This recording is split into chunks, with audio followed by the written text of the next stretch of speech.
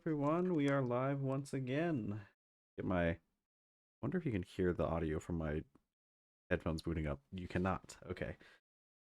Sometimes I forget to turn on my headphones before I start streaming, and then I get very confused as to why there is no sound. Because sometimes Minecraft does launch and just doesn't have sound. I don't know exactly what's going on with that. It's probably something to do with my uh, audio settings or something, like on my computer. Ooh, man, oh man, it is a nice day today here where I am. Very warm, although, give me one second. Excuse me. It is very warm, but it is also um quite dusty, pollen-y. There's stuff in the air and make me sneeze. Probably because I was cleaning actually. That's um that's the real answer is I was cleaning earlier and I may have gotten dust all over the place.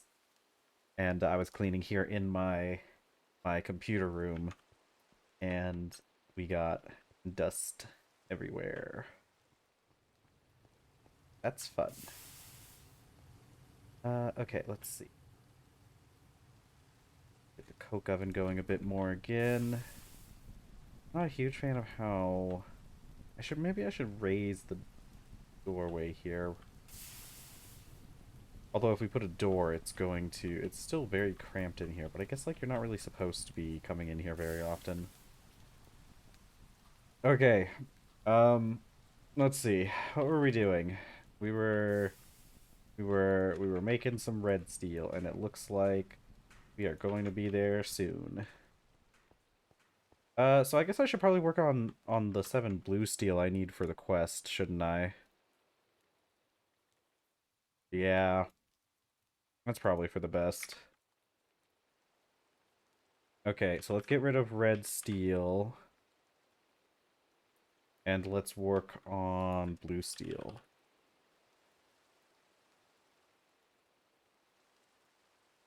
We need wood wheat. Oops, that is wanted. There we go. So it's what? Bismuth bronze? Heck, we don't even have any bismuth bronze, do we? Zinc, copper, and bismuth. How much bismuth do we have on hand? One piece of small bismuth. Okay. Let's, let's go and... Let's go and... I know there's bismuth on the island somewhere. Where does it spawn? Bismuth. That's a lot of stone types. So it seems to spawn just about anywhere. Ooh, sulfur and lead. Okay. I think that's bismuth will spawn just about anywhere, so granite, diorite, and we have granite beneath us, so it could be anywhere. Limestone, dolomite. We have a lot of stuff. We have a lot of those things all around. Should expand the house at some point. We rebuild the house. Yeah, we're gonna have to change a little bit with this thing. I like the shape, I just don't like the blocks that it's made out of.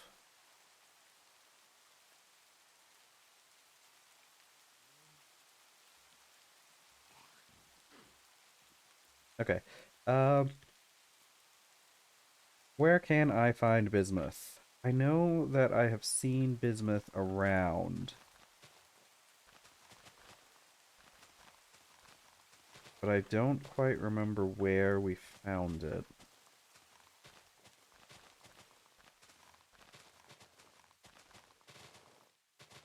So I guess we're gonna spend some time exploring the island a little bit more. Copper.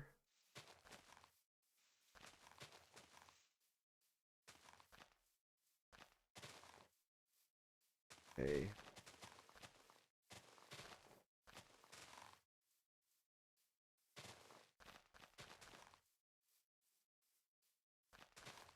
see.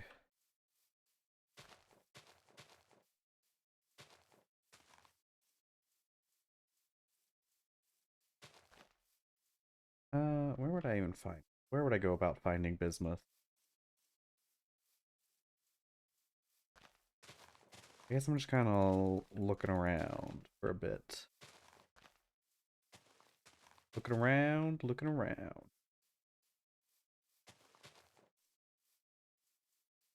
Smacking grass and looking around. Hoping there's no predators. Although I think we can take them. We have pretty good nutrition. Really need that rennet. We need to get into the low voltage age so I can get rennet from that that rice. Nice rice. Here I come, rice.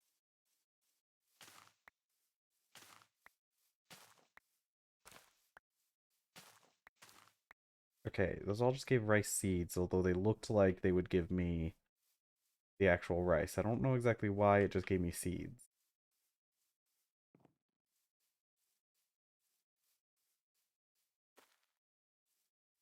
I know there was definitely bismuth closer than this, so I'm gonna head back. Um,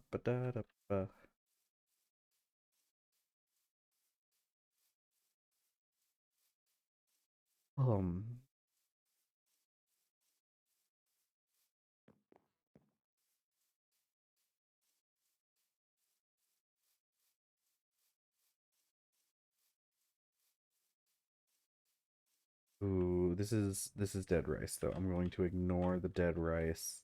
I don't need more seed. I really should get I should get the greenhouse.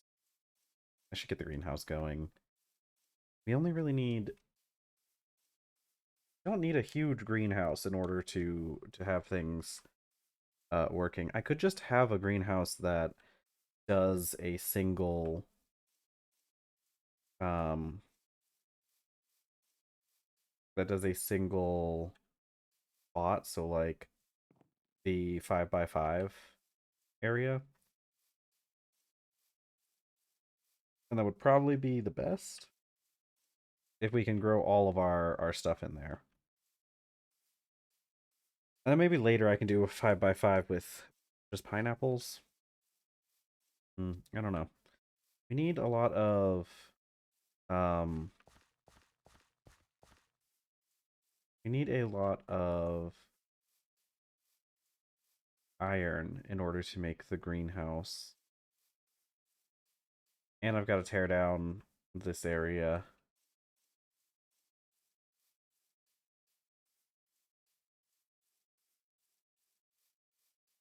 Hmm.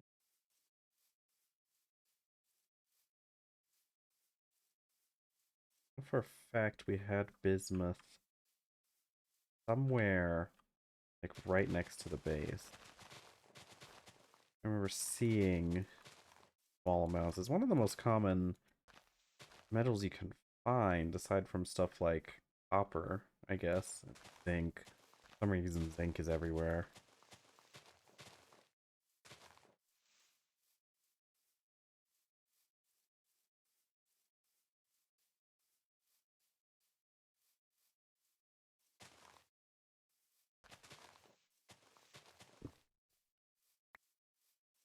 See. Where, oh, where can I find a little bit of zinc, please? Not zinc, bismuth. A little bit of bismuth. I saw the zinc and said zinc. Hi there. Is it time for you to come here and demand attention for a little bit? Yeah, come here. Oh, yeah, who's a good little baby? Yeah. I don't think anybody's shown up yet. Time to pet the cat. Oh, you're very soft today and quite warm. Good bed. Sure does keep you warm, doesn't it? I think it might be a little bit too warm in here for me personally, but cat sure does seem to enjoy things being extra warm, isn't that right? Soft little head, soft little ears, old little ears too. Cats, I've heard that cats radiate most of their heat or regulate most of their heat through their ears and their toes. You can really tell because the ears are always so cold. So I like to massage my cat's ears, and if it's really cold, I'll get in there and like um rub the insides of their ears a little bit so that they can get a little bit extra warmth.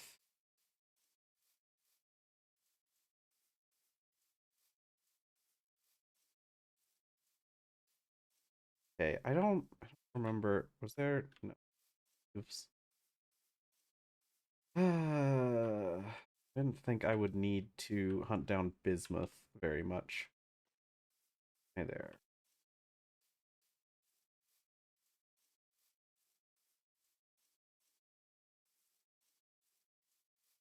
I think we need to work on getting the auto um not smelting, but the automatic uh casting stuff up relatively soon.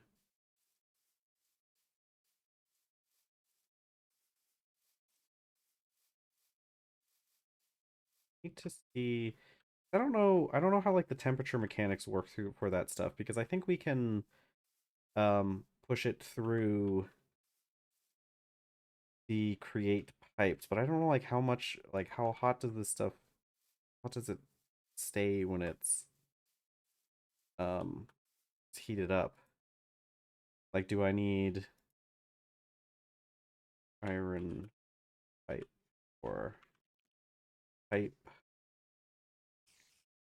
I make these out of? Can't make them out of iron. You make them out of steel pipes. Stainless steel. The issue is I can't remember what uh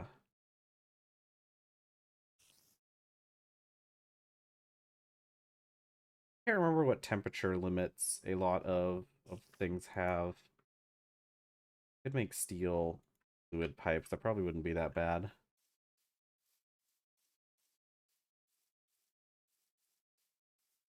Get back to my base a little bit.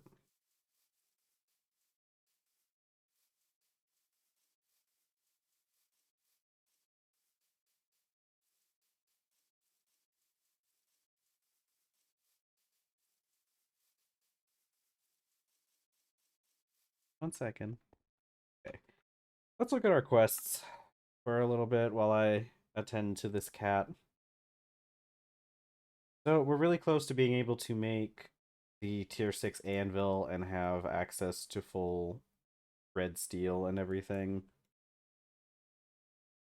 Uh we're close to being done with a lot of this stuff. Is there any information? No real information on the casting stuff. The mold table, and from what I've heard, we just slap some molds onto there.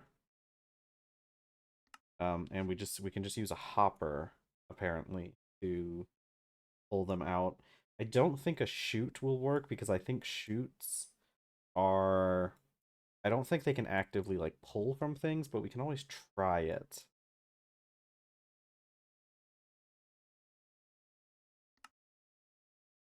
So eventually we got to progress through this, but we got to wait until it's like springtime before we can start collecting the latex.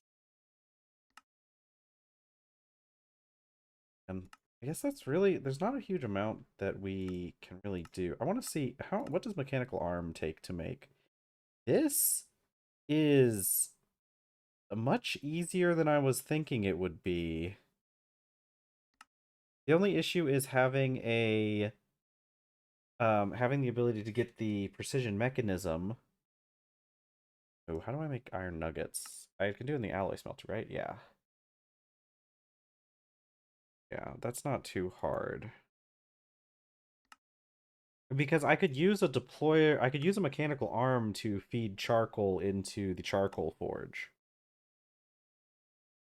And that's actually not that hard to get. And if we only need one, Hey there, little baby. But we do need the deployer. Okay, let's check our clipboard and write down any extra things on it. So we've got black steel, we got the lightning rod tower. We haven't done the rest of these yet. We need auto casting. Okay.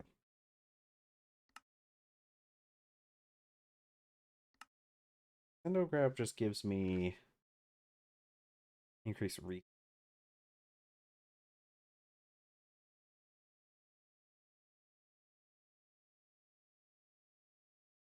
Okay. Mechanical crafters. We might need more stuff for our stress units. I guess we can always add more water once we get a bucket.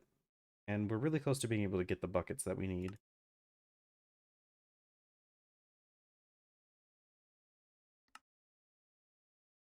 Train schedules. What is train? Train controls aren't that hard to make, actually. Yeah, most of this stuff shouldn't be too difficult to make. Mechanical saw isn't super difficult.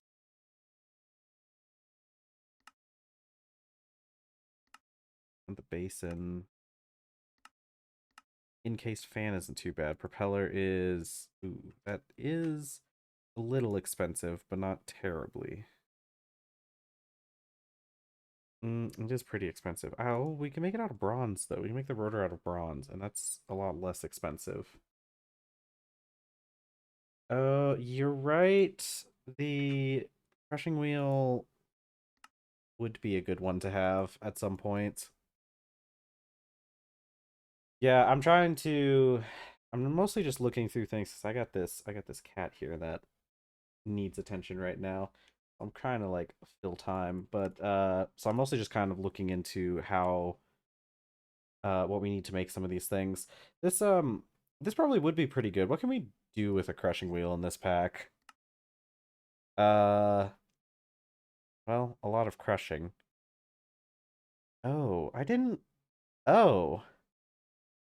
I didn't realize you could do that. I didn't realize you could mine the raw materials and then crush them in a crushing wheel. You also get that from... Okay, so it's just... Oh, you can also do it in a forge hammer. Oh. Hmm. If you can do this in a forge hammer... Oh, maybe it is worth to start mining it with the pickaxe.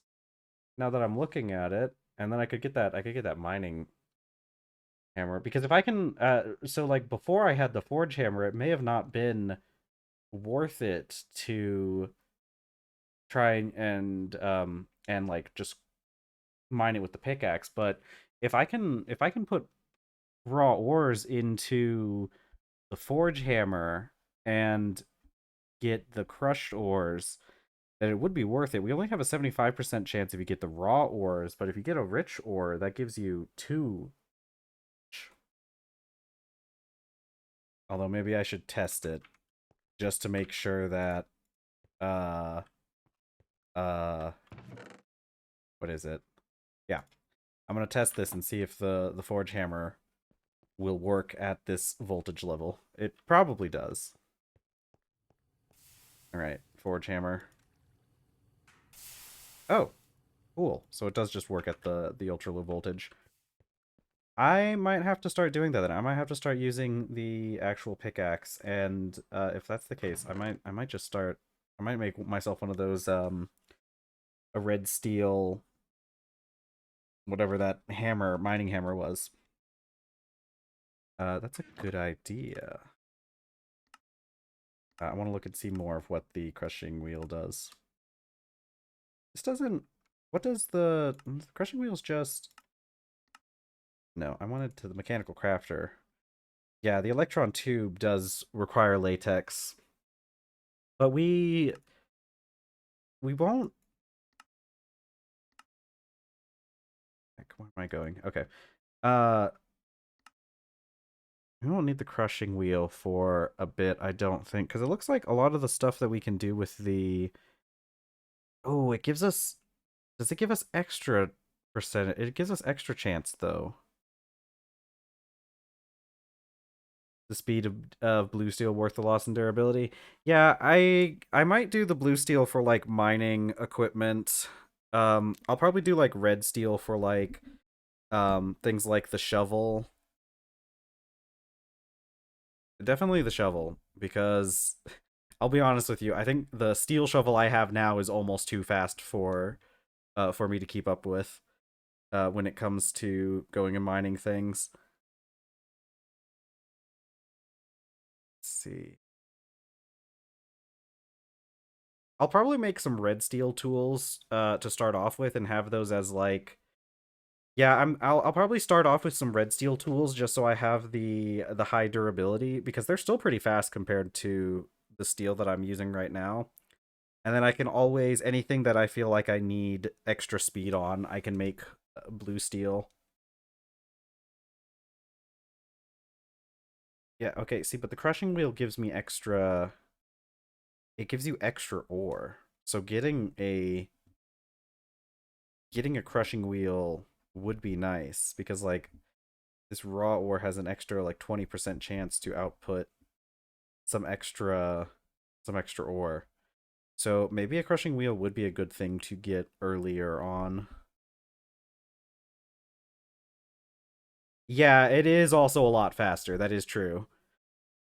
Um, this might actually be worth it. Yeah, I think I will. Where do we even get raw tin? Okay, it doesn't. Right. Yeah. Yeah, that's what I was thinking. And we have to make what is it, like 27? I think you mentioned 21 of the mechanical crafters just to make the wheels. I mean, the mechanical crafters themselves are useful because I'm sure there's like a lot of there's probably things that we can make with them that would be useful. I don't know if this is one of those mod packs that like forces you to have mechanical crafters, because there are some mod packs where like they change recipes so that you have to use mechanical crafters to make them. I don't know if this is one of them. Let's see. I think it's mostly just this is all just like ores and stuff. Yeah, that's what I was a little bit worried about, is making all of those, because that's a lot. Well, how many how does the recipe work? Okay, we only get one of them per electron tube. And the brass casing's not super difficult because we have plenty of copper and zinc lying around. It would be a little tedious making all the. Well, I guess it wouldn't even be that tedious. We can make plates using the mechanical press at this point. Um, uh, but the electron tubes are the ones that I think are the most difficult to make. Huh. Yeah. They are kind of difficult to make, aren't they? What is the difference between these two? Oh, one's the plastic circuit board and one's the resin circuit board.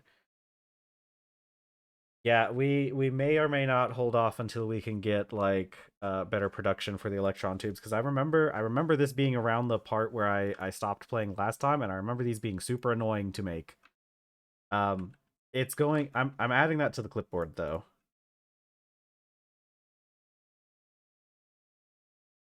Yeah, we're adding that to the clipboard because we definitely want to do that at some point. We might do it sometime partway through low voltage, I'm thinking. What month is it? It is still January, and our latex will not be here until actually February. I thought we had to wait until March.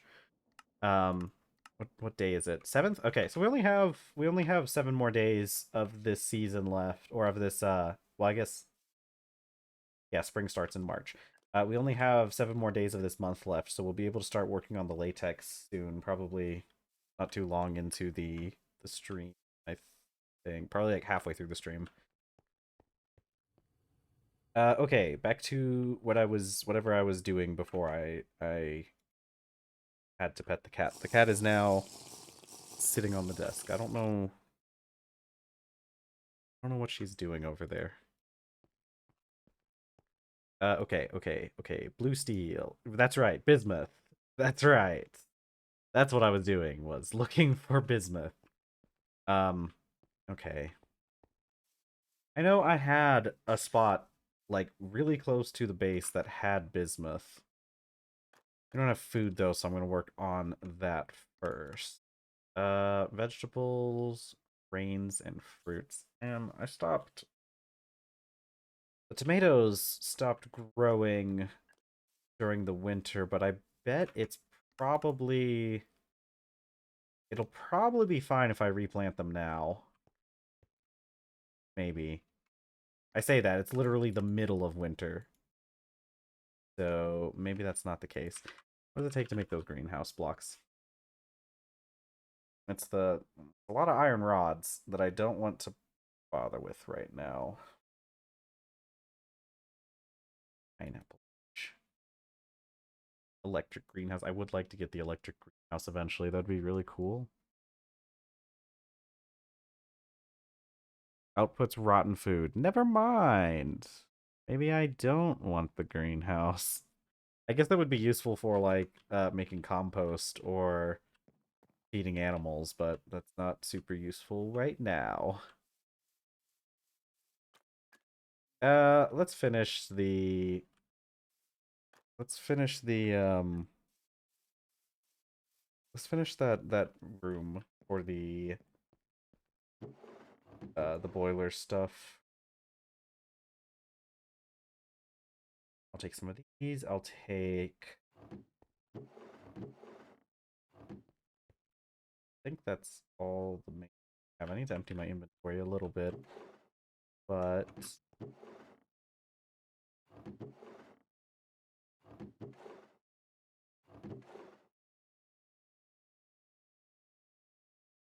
alright, this will have to be good enough. I'll take some sticks with me.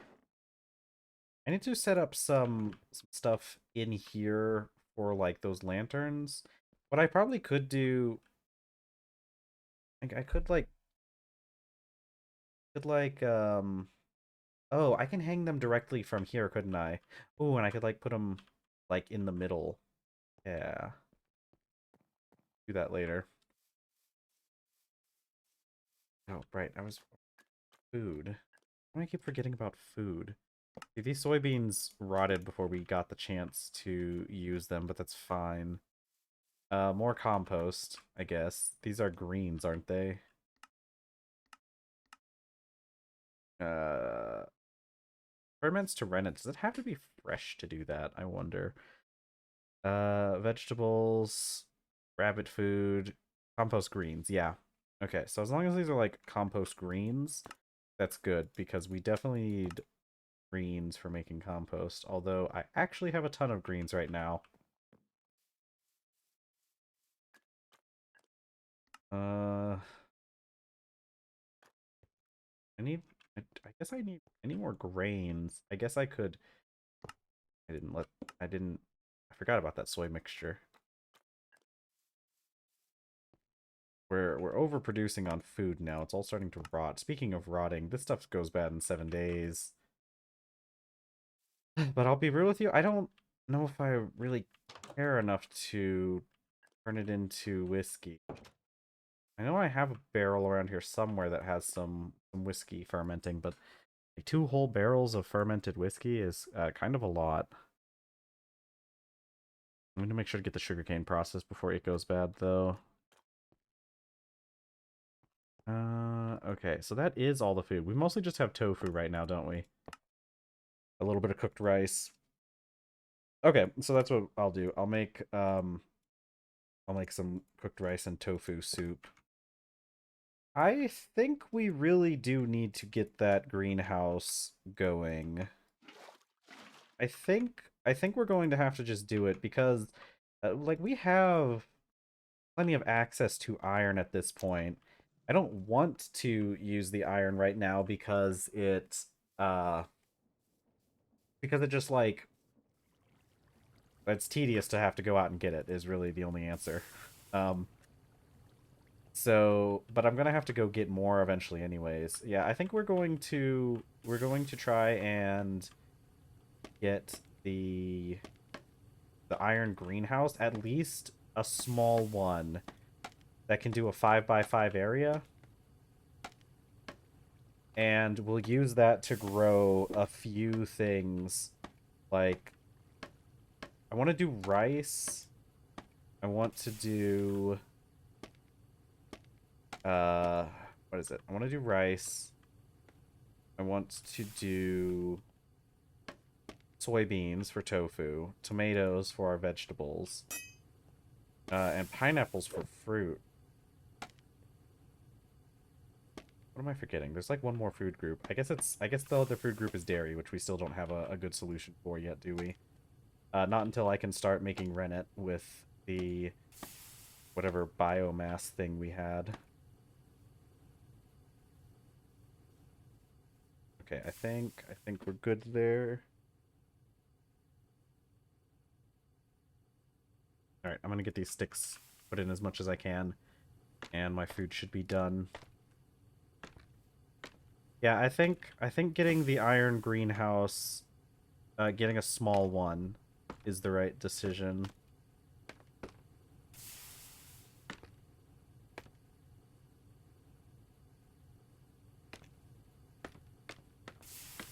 Oops.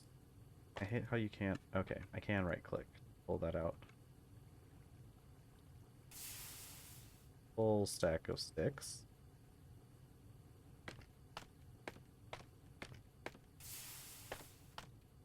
Ah.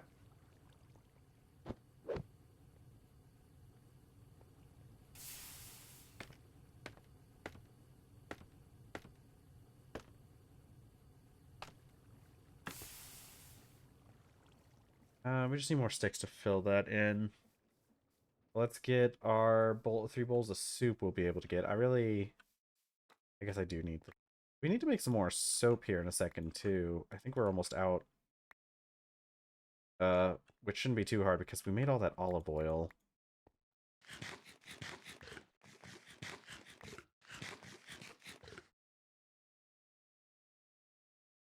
We have 500 millibuckets of soapy water left, so we're going to need more soapy water here real soon. Hi there, what's going on? Do you want to go out? What are you doing down here? Okay, cat is roaming the room a little bit. And a lot of times that means she wants out, but she hasn't gone to the hasn't gone over to the door yet, and that's how I know she wants out. So I'm not sure exactly what she's doing right now. Okay. Iron greenhouse. Okay, let's go tear down the current greenhouse that we have.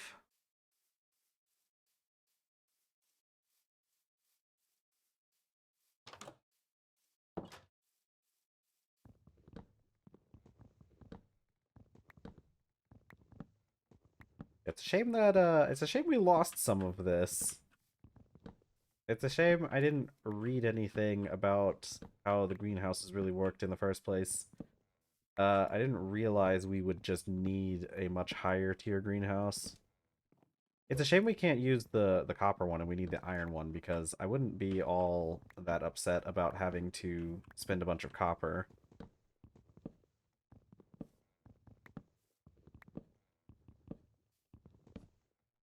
We need to work on... I want to get... I definitely want to get the ore processing stuff done as soon as I can, which we should be able to start doing a lot of the ore processing things once we get to the low voltage age, and I'd really like to get that set up because I like the extra efficiency.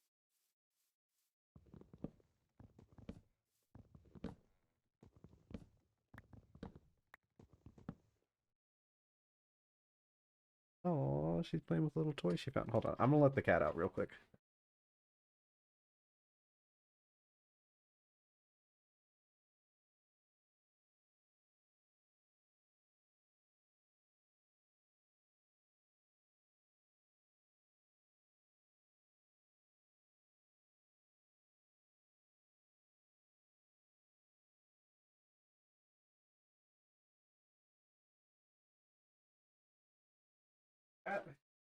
There you are. Holy.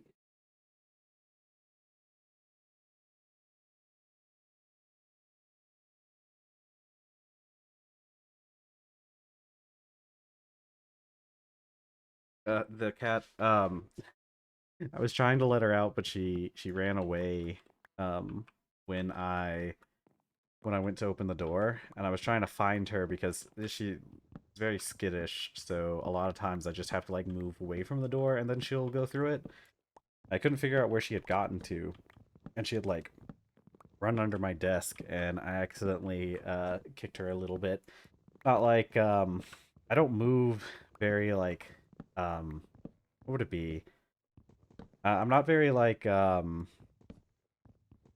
not like heavy with my movements, I guess is the best way to put it. So like it's not like she really got hurt. I just kind of like booted her a little bit with the top of my foot. But poor little kitty.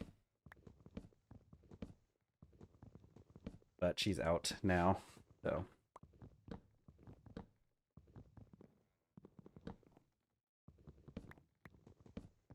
yeah, I think it's one of those things. I think like I've always been pretty light-footed when I move in general, but especially having cats makes me has like helped or like makes it so that I'm very like light-footed when I move.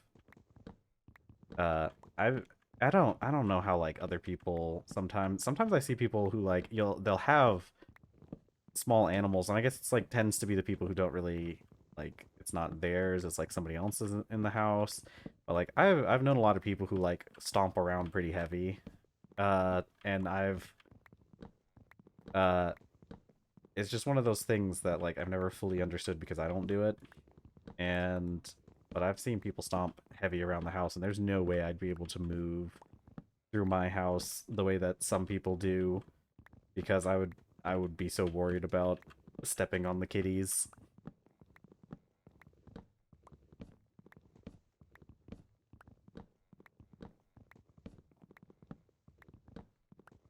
Alright, eventually we're going to get the curator. Oh yeah. I don't think I've ever gotten quite to that extent. Um, but I am I I've noticed that like I don't I tend to not like lift my feet very high when I'm moving.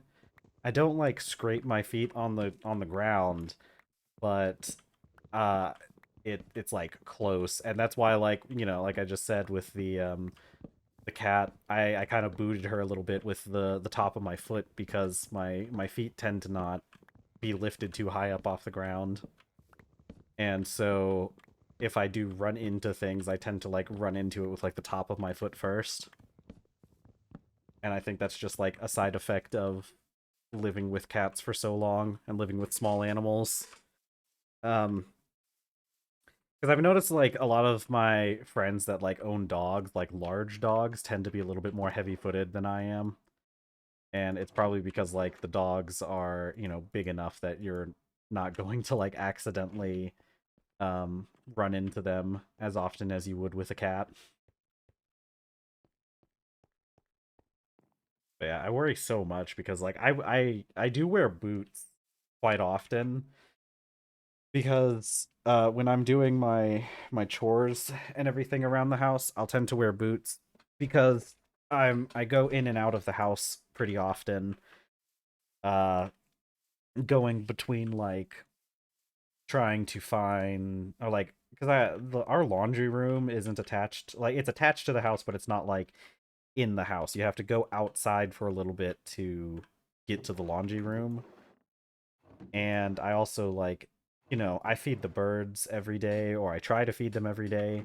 There's a lot more recently, so I've been having to feed them every day during the winter or the deeper. Well, I guess we're still in winter. Um, but during like the start of winter and the later parts of fall, there weren't nearly as many birds to feed, so I didn't really have to feed them as often. And I was feeding them maybe only once every other day. But nowadays, I've been having to feed them. Yeah, you know, I kind of I realize that like a lot of other countries do not have um do not wear shoes indoors nearly as much as we do. And I tend to not wear shoes indoors unless I'm working. That's like the big difference between me or for me is like having I need iron.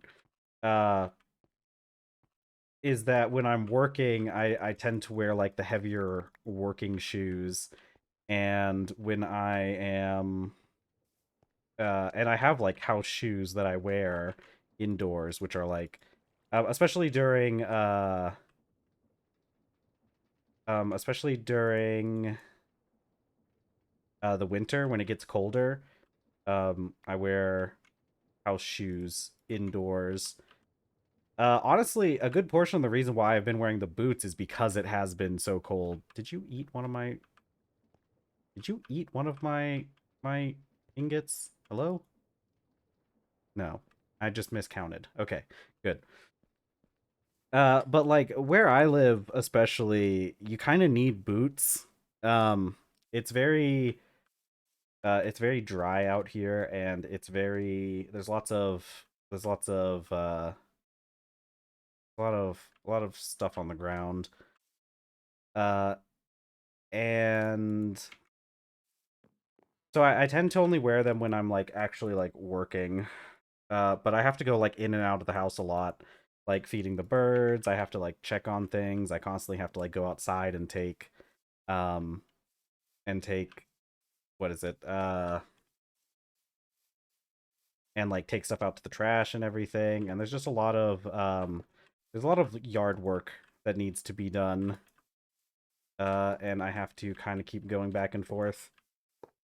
But I try to be pretty careful with the boots. And but they're pretty heavy, so I try to be I definitely try to be like careful around like the cats and everything with the boots. I'm always like really worried about stepping on them. They're pretty good about not being underfoot because like the cats that I have right now just aren't like super duper social, or like they're not like the kinds of cats uh that really like come up to you for attention very often. And so I tend to not have to worry about them being underfoot, but I'm still just so worried about stepping on them.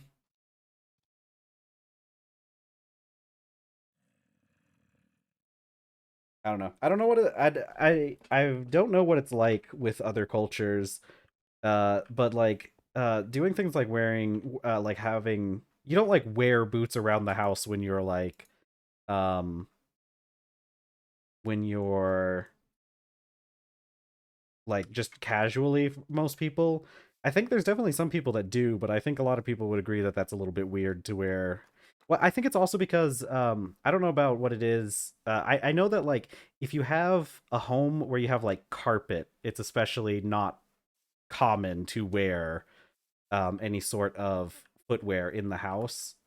But the house this house has it's mostly tile flooring, and when you have like tile flooring, it's a lot more common to, or like hardwood floors or like stuff like that. It's a lot more common to wear shoes indoors.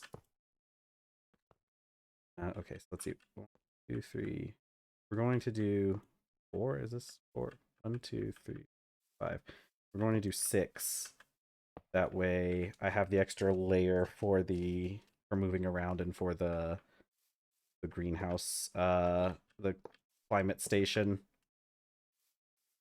Because I would be interested to know how common, like what types of flooring is common in other countries. I know that like with like it's a real big thing with like a lot of Asian cultures, especially like I know Japanese culture has it as like a real big no-no to wear shoes indoors, but I also know that they use like a lot of softer materials for their floors. And I know a lot of things a lot of small differences like that can sometimes be accounted for with like the materials that we use, because It's been like a real popular thing recently to kind of talk about, and I think it's because like there was a specific person who started talking about this, who got everybody else talking about it. But I know it's like a big thing to talk about how like Americans, we make our houses typically out of drywall or like wood, and then with drywall over it. And that's like a big thing in other cultures, like they use stone materials. And uh I think I've lived in a lot of different I guess I've never lived in a fully stone or brick house. But I've worked with the different materials, and honestly, drywall, never really seen anything other than hardwood floors except in bathrooms and laundry rooms. Hmm. Yeah, that makes sense. So you guys have mostly hardwood, because like hardwood isn't even like super popular in America anymore. I don't think, unless you're in like the East. Um, because actually we have our house isn't actually wood. It has like laminated wood like planks that aren't like, I mean, I guess they are kind of technically wood in a sense that they are made out of wood, but they're not like hardwood. They're like compressed particle board type wood. Okay, I have left myself with no way up here, didn't I?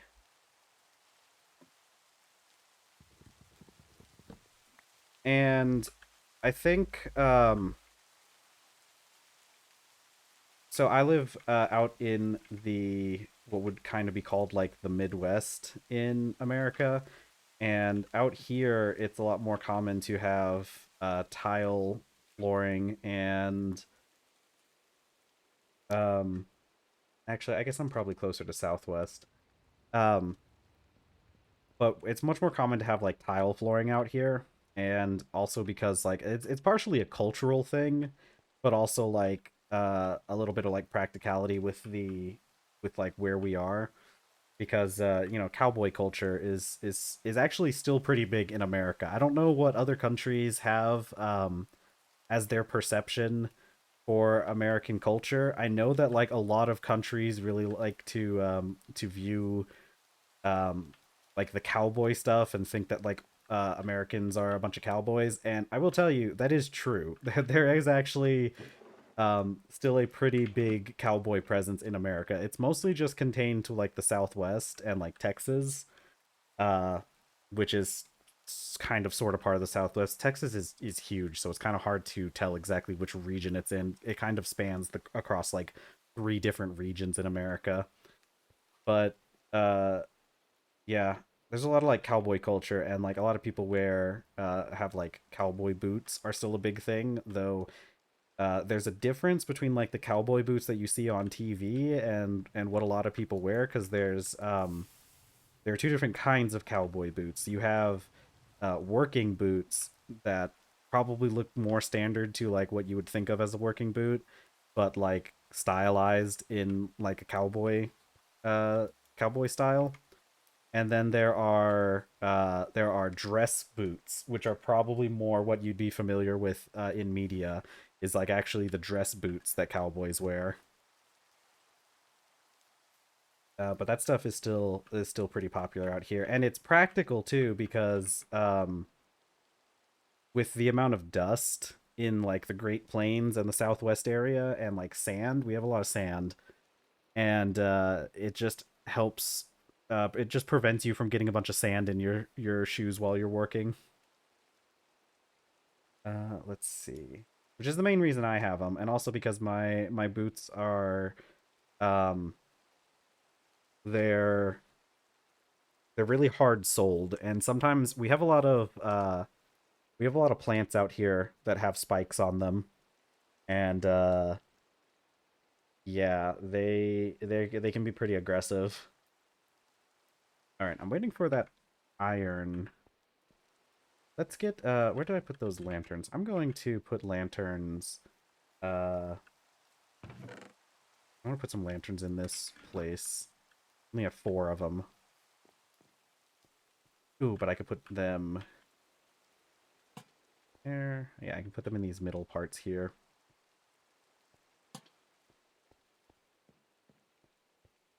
But yeah, I guess I was talking about the things with like how we use drywall. I like I've done a lot of like work on houses and stuff, and personally, I would prefer drywall as far as like because drywall you can easily like move and replace and like modify stuff that's made out of drywall. I think that's the benefit of having your stuff made out of like drywall as opposed to making it out of stone because it's a lot more it's a lot easier to modify it and it's like the houses here are kind of made to have this idea of like part of it might get damaged and you can just like cut that part out and replace it. But it's also I've heard that it's because it has something to do with climate too. I know that like the climate here in most of America is I heard somebody once say that one of the big benefits of drywall is because we have tornadoes here in America, and uh, a tornado is going to like rip up a house regardless of what you make it out of, and it's better to not have a bunch of bricks flying through the sky. Um, and you know they're not hard to rebuild. But the thing is, I think a lot of people when we talk about like American architecture, yeah, we kind of do. It's I mean, I will admit that like the material we make our houses of is a lot less sturdy uh than what they use in other places, but we have like good reasoning for it. Part of it is because of that tornado thing. Um, but a lot of people don't realize, a lot of people out of the country don't realize this, but we actually do have quite a few brick like or like stone homes in America. It's just they're mostly in the Southwest. We're talking like deep in the Southwest, places like Arizona and like the southern parts of California. There's a style that the indigenous people here used called adobe housing, and that stuff's pretty popular in the Southwest. And it's literally, I guess it's not really made out of stone. It's made out of like kind of like clay or terracotta, and people make their houses out of that because it's like better insulated. But the drywall's it's a good medium to work with. Um no, I actually have a lot of experience working on houses, not in like a really any kind of like official capacity, but I have I'm gonna go look for that bismuth. I have like done a lot of home repair and stuff, and it's pretty neat the way that we build our houses over here because we can put up houses pretty quick. It's literally just like a wooden frame made out of like 2x4s, and you have like the you have the outside gets some kind of like siding. I don't remember. I've never done like that part of home repairs because I've always only done work on houses that were already existing.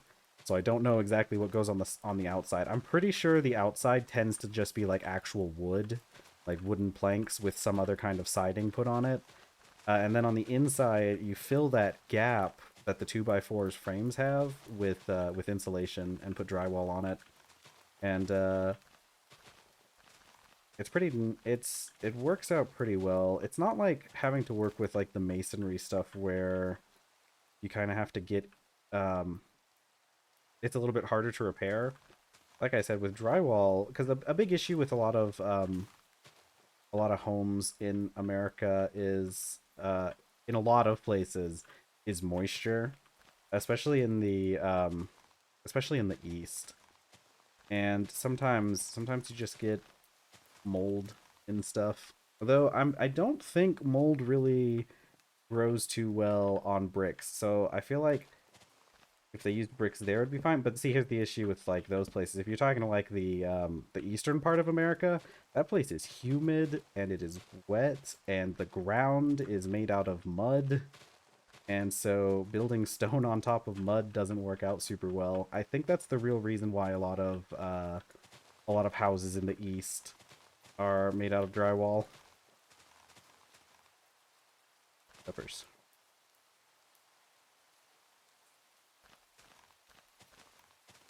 But I think it's cool how different countries and different cultures use different building materials based on based on like the conditions. It's really cool too because like here in America, like I mentioned before, we have like a lot of different styles of architecture because the country's so big, and like the different regions of the country have a lot of have a lot of differences between them, and architecture is one of the big ones. Like in the eastern parts of the country, uh, most houses have shingles on their roof, which I never bothered to ask what shingles are made out. Hello. Okay, I'm gonna ignore you. Uh, most houses have like shingles made out of like I really don't know. I really don't know what the shingles here are made out of. They're not like they're not heavy shingles like things made out of terracotta or like or what have you. Though that is common in some places. Uh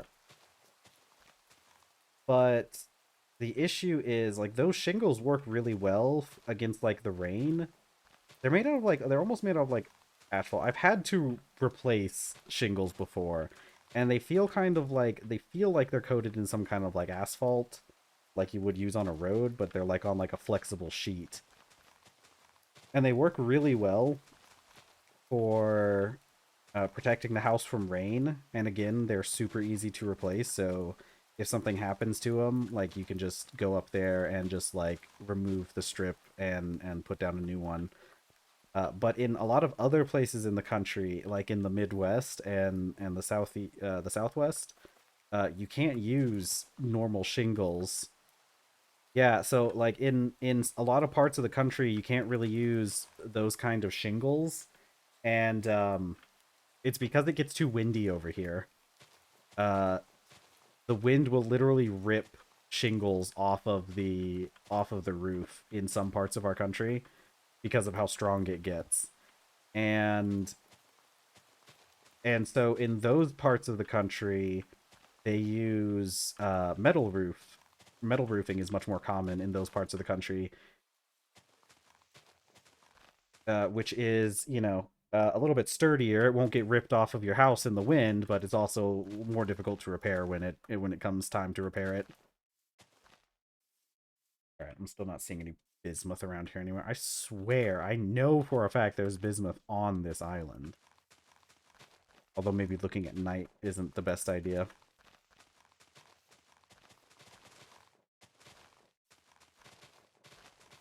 But yeah, the one thing I don't know much about New England architecture is the thing though.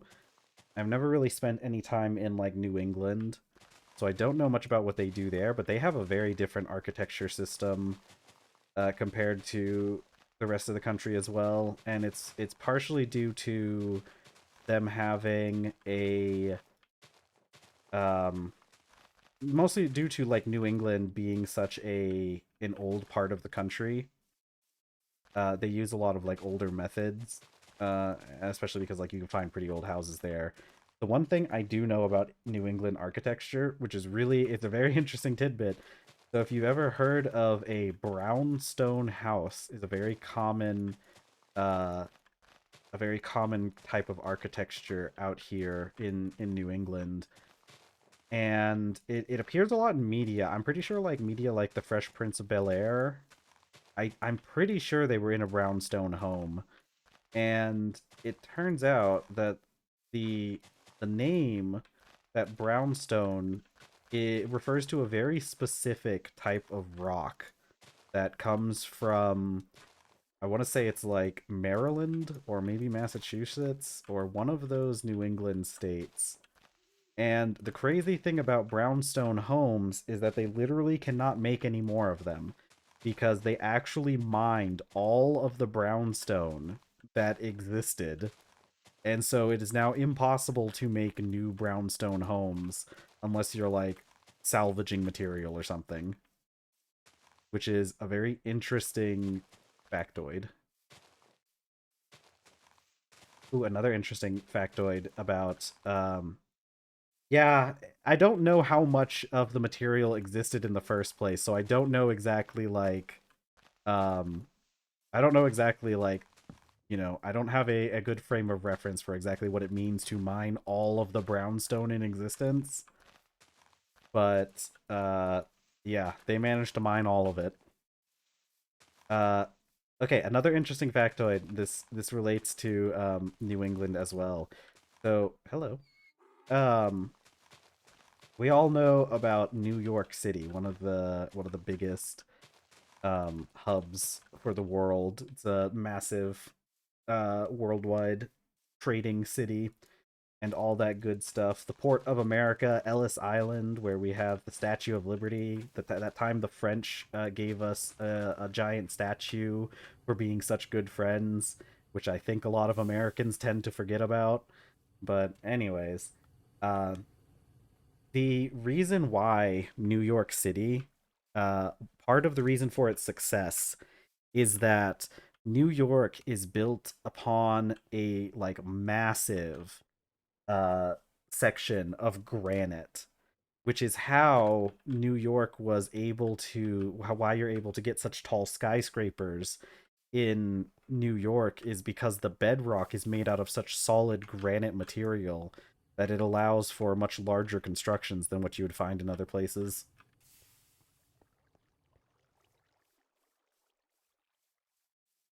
There's a lot of really fun things about there's fun little factoids about New York City. I don't remember why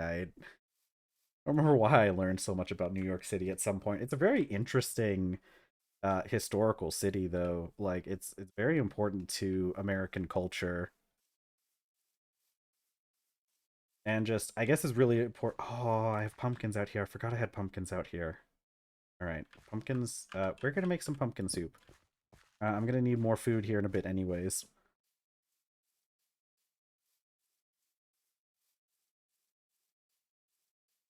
But yeah, I still get. I'll be real with you. I get a little bit salty about um the whole stuff with the Statue of Liberty and everything, because I feel like it's a little crazy um that the Statue of Liberty is such an important part of American history and culture, and it's also a really good example of how modern America has kind of forgotten everything about the past.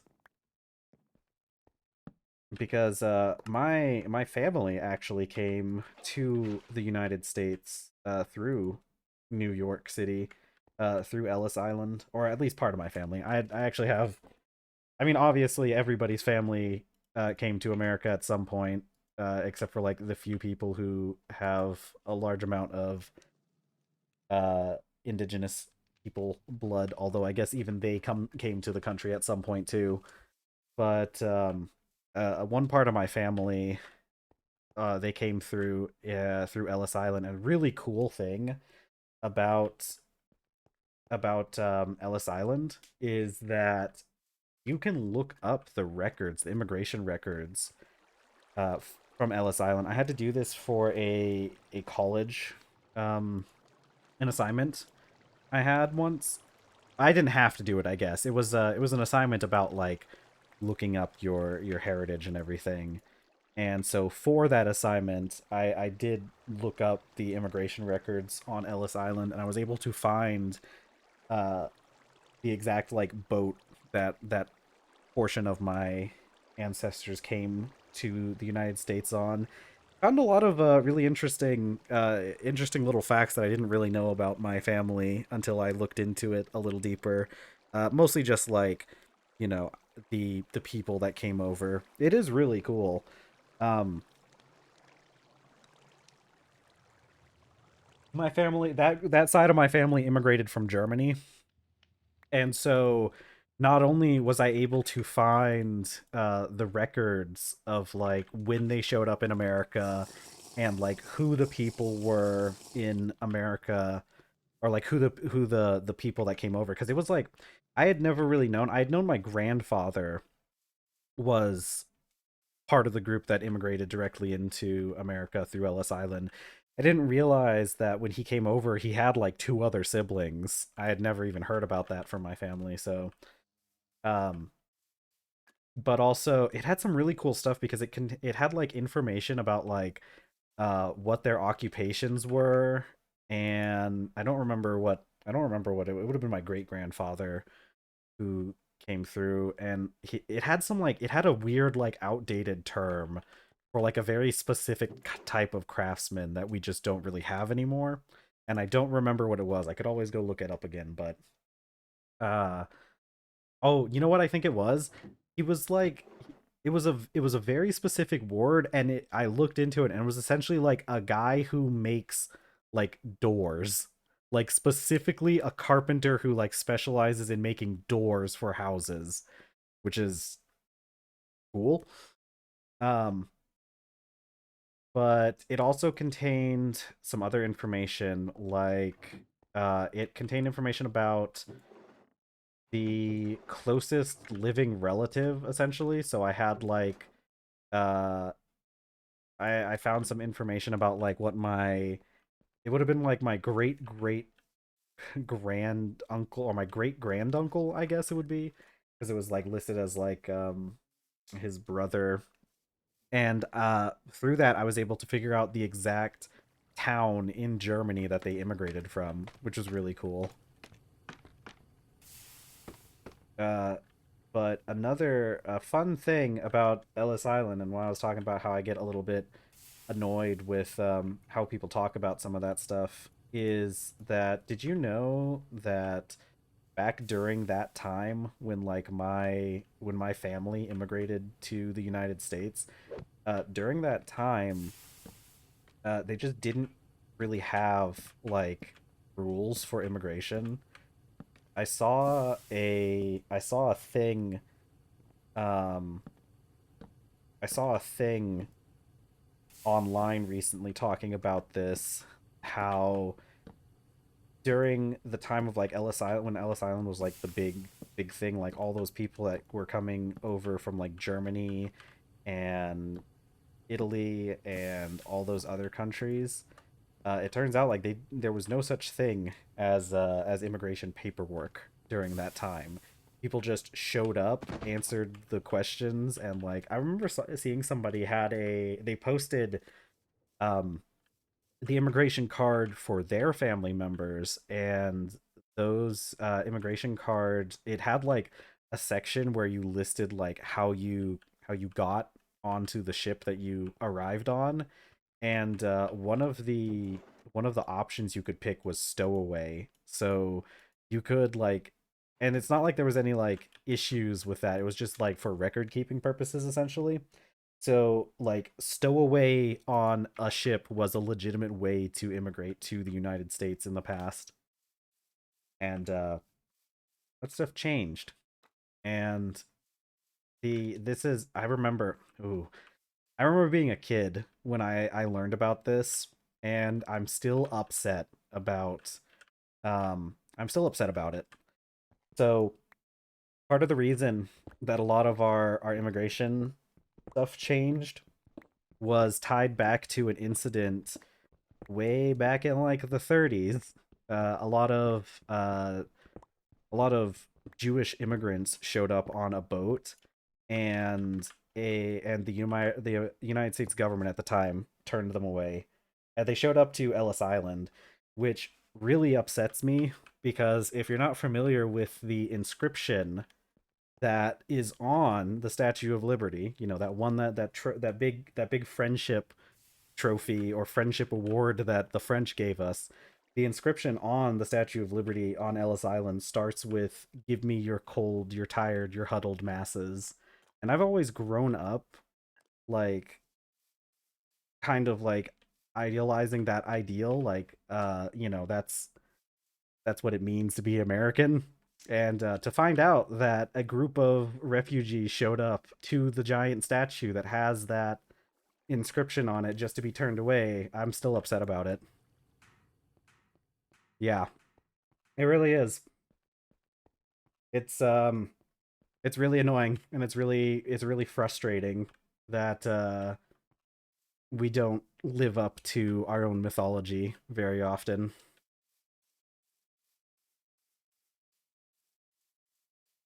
So, you know, I'm waiting on more iron. I need to get the iron for I need to make more glass. I don't have enough glass to finish this greenhouse, so I guess we'll do some, wait, can I do,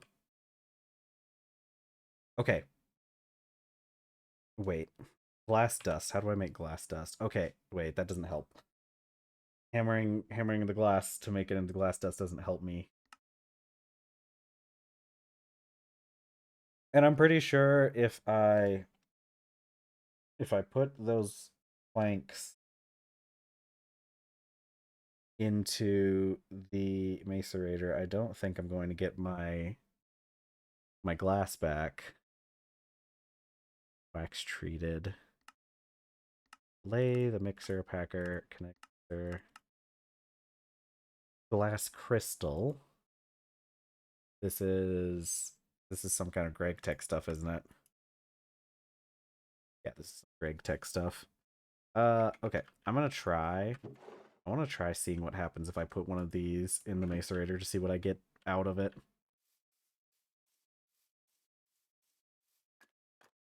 But yeah.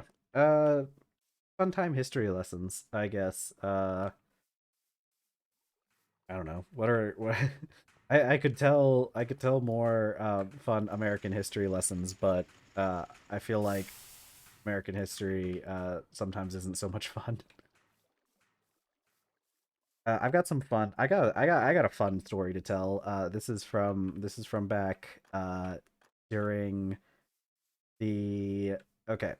So during the I think it was the build up to the Civil War. Um so I think a lot of Americans and a lot of people in general, I think like to have this idea that the people during the during that time, because obviously um we had a lot of the Civil War was fought over, you know, the state's rights to like own slaves, right? So a lot of people like to think that during that time everybody was just kind of okay with it. Like I think the thing that gets kind of passed around a lot is like, oh, it was a different time. People didn't realize it was wrong, and so it's kind of used as an excuse to like say why we shouldn't judge people in the past so harshly. And there's probably a little bit of truth in that. Like it is kind of difficult to truly view historical figures through a modern lens, right? Like we have no idea. It's really hard for us to understand how their culture like affected them. But also like that whole thing isn't really true in this case. There were like tons of people who were abolitionists, like, and they were all over the place. There was a lot more in the North, but the South also had its fair share of abolitionists. And there was this one.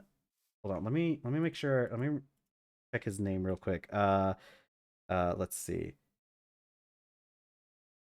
Abolitionist. I know his last name was Brown. John Brown. Okay, this guy was insane. And I mean that in like kind of the best way possible. This guy was crazy. He was a radical abolitionist during the time. And he was a white man. He was somebody who did not have to like he didn't have a stake in this fight realistically, right? Like he was just there because he believed so hard in the rules in the idea of abolition. But this guy was insane. This guy, like, they they came very close to taking over an entire town in the South. They were very close to like staging an entire uprising on their own, and I'm pretty sure this was before the Civil War even like officially started. This guy, the story goes they had targeted this one town, right? And they picked this town because there was a large armory in this town, a large militia armory. So the idea was they get into this town and they can seize the armory and then they can take the weapons for themselves, and they were going to arm the slaves and have them continue on an uprising. This guy's idea was to have incite a slave rebellion across the entire like southern part of the country at the time. Like he was wanting to arm everyone, and he was going to like wage his own war before the Civil War even happened. And they had spent like a crazy amount of time like plotting all this stuff out. Um they like they like bought a house in the town, and they had their revolutionaries, their radical abolitionists. They had them living um in this like in this large house. They had like a whole cover story and everything. Like they had a woman who was supposed to be like the kind of like married to the person who owned the house, though they never really like picked out a person to fill that role, I guess. And they they had like laid low, and they were doing like crazy like espionage stuff. Like um they had like cover stories for like these. They had a lot of guys there, and they had like some kind of cover story about like construction or something.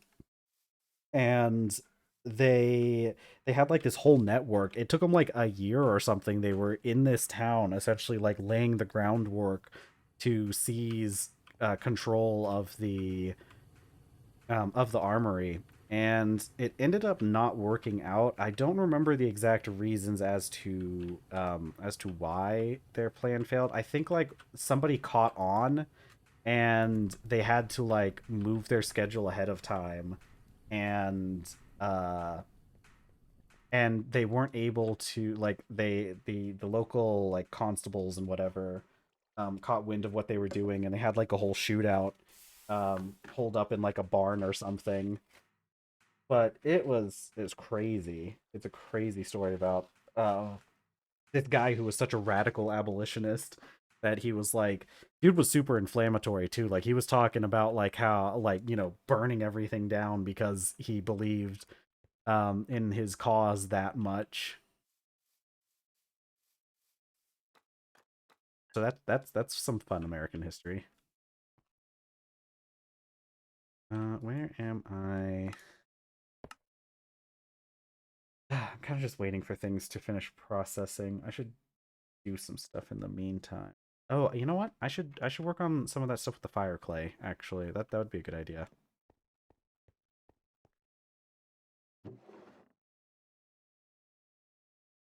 Yeah, some fire clay. We should really get rid of the rest of this stuff. So maybe I'll do a pit kiln for it.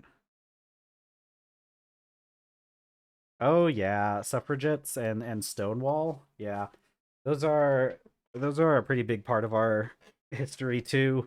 There was a uh what was it? Hold on, I'm trying to organize a couple things. I think a lot of people kind of forget that, because like also just the civil rights movement in the United States in general is very um there's a lot of history with that. Americans have a long storied history of civil disobedience. It's still very common in our culture today. I don't even think it's not even like a controversial thing to say, because like uh we're a very contentious bunch. Our people really don't like the government telling us what to do, even though some of our people may be a little bit confused on exactly what parts uh or exactly what like counts as that. But yeah. Yeah, the Stonewall riots were crazy. That's another thing like people don't fully realize about some of our civil rights movements. We have a pretty big history of like rioting over things like that, and I think a lot of people tend to forget that we do that pretty often. And it tends to be it always goes hand in hand because we have like I don't know how it's taught in other countries actually. So I don't know what the rest of the world's perception is um when it comes to like our civil rights movement. But I know that like a lot of the schools here tend to teach more about like MLK, Martin Luther King Jr., and how he uh advocated for like peaceful protesting and everything. And MLK is a major point of a major like part of the civil rights movement and is part of the reason why it gained such popularity as it did.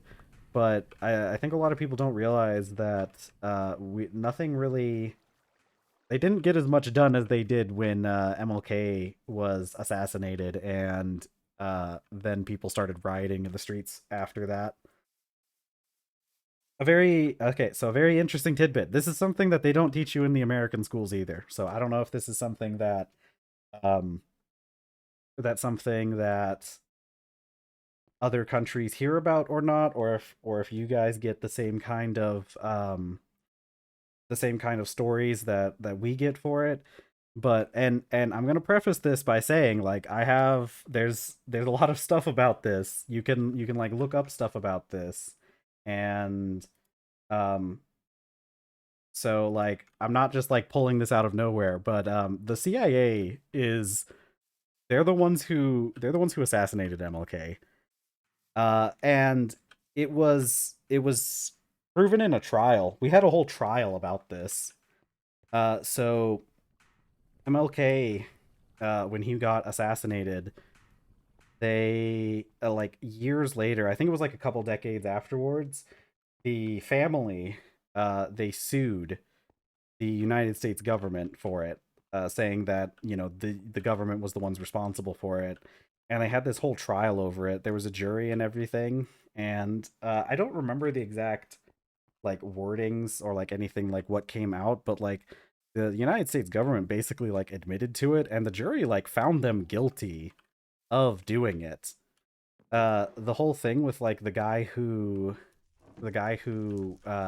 is like the official story of the guy who like shot him, that was just like some guy that yeah, that was just some guy that they found. He was a guy that broke out of prison uh like the day before it happened or something, and the CIA basically just pinned it on him and said that he was the one who did it. And so it's kind of like viewed as this, oh, it was just like one person, um one random person did it. But no, there's it's pretty much confirmed that the CIA is the one that did it. Like I said, they had a whole trial over it. So I mean, uh, I guess you can take like trials aren't necessarily 100% indicative of truth. It's one of those things where like we never fully know what happens, but like there was enough evidence that a United States jury like found the government guilty. They had to pay because of it. They had the family, the MLK estate and everything. They only took a token amount. The government had to pay the family $100 for the death of Martin Luther King Jr. The family specifically said that they only wanted $100 because they didn't want people to like accuse them of just wanting money. So, but yeah, a jury did convict our government over the death of MLK. So that's a that's a fun story, I guess. It's definitely a story. Let's get this mortar out of here.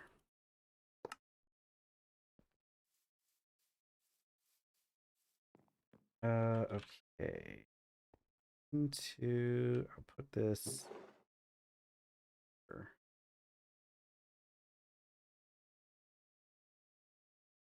Okay, I need more glass. I just need more glass. I'll go grind up the rest of that saltpeter we have.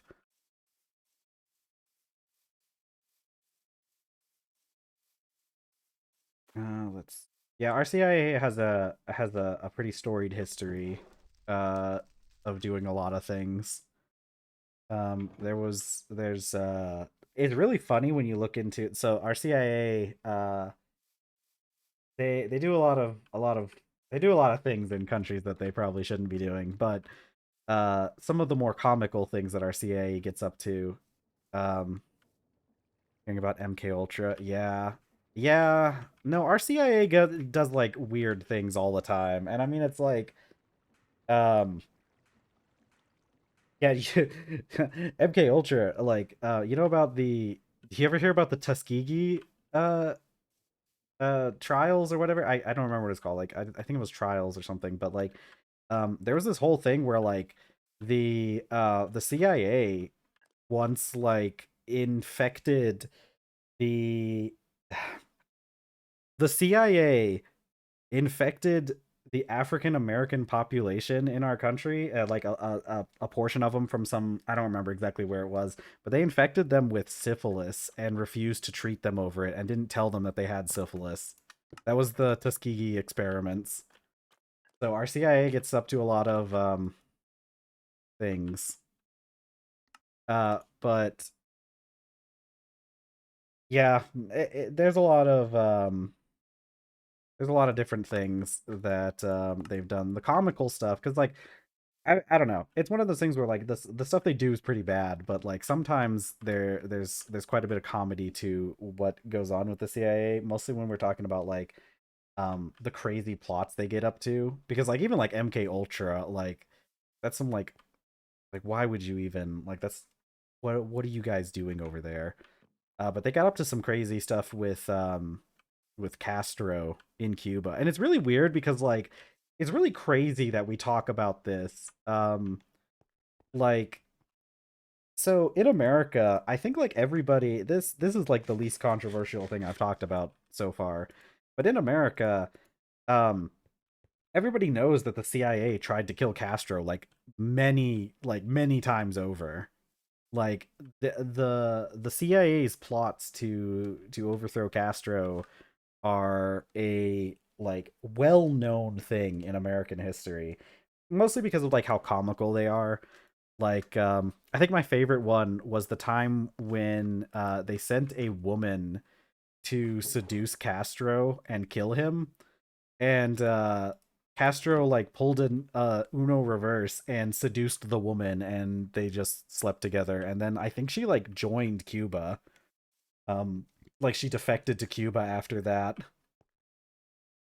Uh, there was the time they tried to kill him with an exploding cigar. They tried to poison his milkshake once, and like I said, these are common stories that most Americans know, and it's really crazy when you think about it. Like the fact that your average American knows that the CIA was involved in like trying to overthrow the leader of another country.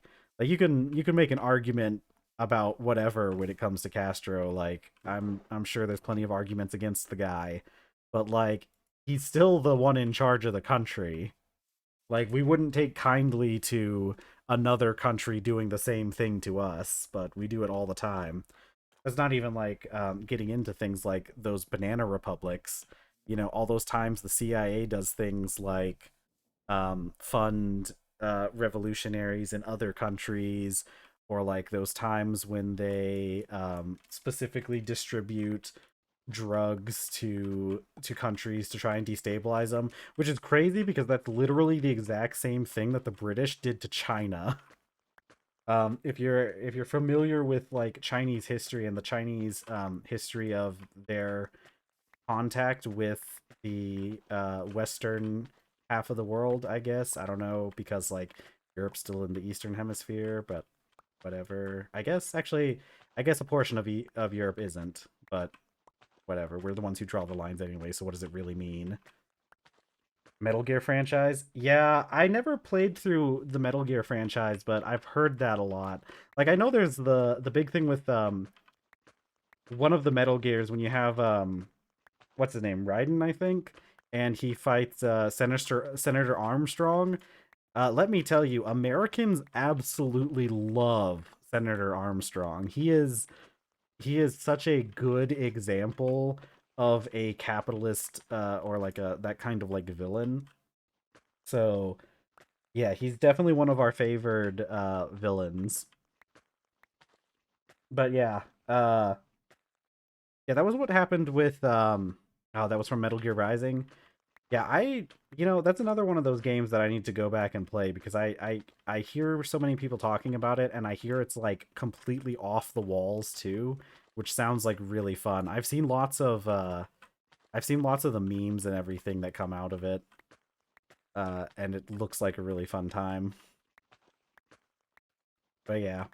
I mean, it's crazy because like this kind of stuff that like our government, and it's not even like it's just our government too. Like most governments kind of get up to the kind of shenanigans that we talk about. Because that's like I said, that's what happened to China with Britain when they man, what a crazy time when Britain came in and like started the opium wars and just gave a bunch of opium to China to destabilize their their government and their economy and everything. And that's how they got Hong Kong. Real crazy time, and it was just because they wanted a trade route. Uh, but the crazy thing, double check. I'm getting odd. What is? Um, I'm getting messages from people about stuff, and it's like something about some new Gallup poll shows that Americans are unsatisfied with U.S. conditions. Been under 50% for the past 20 years, high as 54% during the H.W. Bush administration, and then dipped to under 50% until the wrong day. Cool. Anyways, okay, first boss fight you fight. I'm pretty sure I have seen that specific. I saw a friend who played Metal Gear Rising and he showed me the beginning of the game and I do specifically remember that part where doesn't he doesn't he like grab the building and then hit somebody with a building at some point too?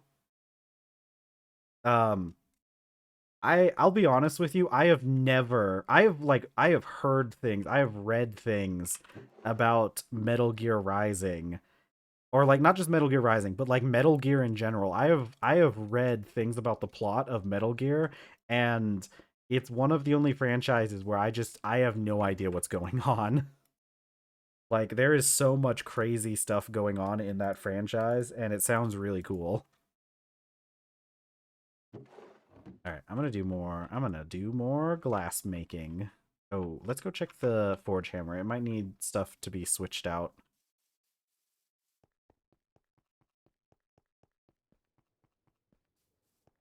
Yeah, if I remember correctly, Metal Gear in general is supposed to be a critique of capitalism and jingoistic military doctrine and that kind of stuff. Uh, but I don't remember too much. I've seen all the memes of it. I know the whole Colonel. I'm because the English voice actor for Metal Gear for Snake like did a bunch of stuff on like YouTube. He just like took people's requests to do things for Metal Gear. And he's all like, "Colonel, I'm trying to sneak." I'm not gonna repeat the whole thing. Uh Flapping my ass cheeks. Uh but what do I need? I need my flint and steel. Um I've also seen the one where what's it, Revolver Ocelot and his revolver twirling abilities. I've seen uh that part. Yeah, I don't know what it is with like there's yeah, there's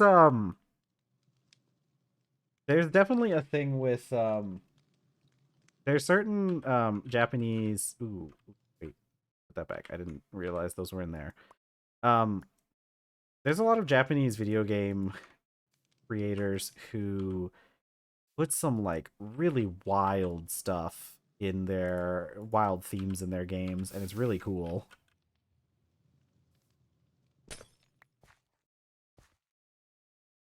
I feel like I feel like we don't get as much of that in a lot of other Western uh, franchises. I feel like an issue with a lot of video games nowadays is they're just not weird enough, you know?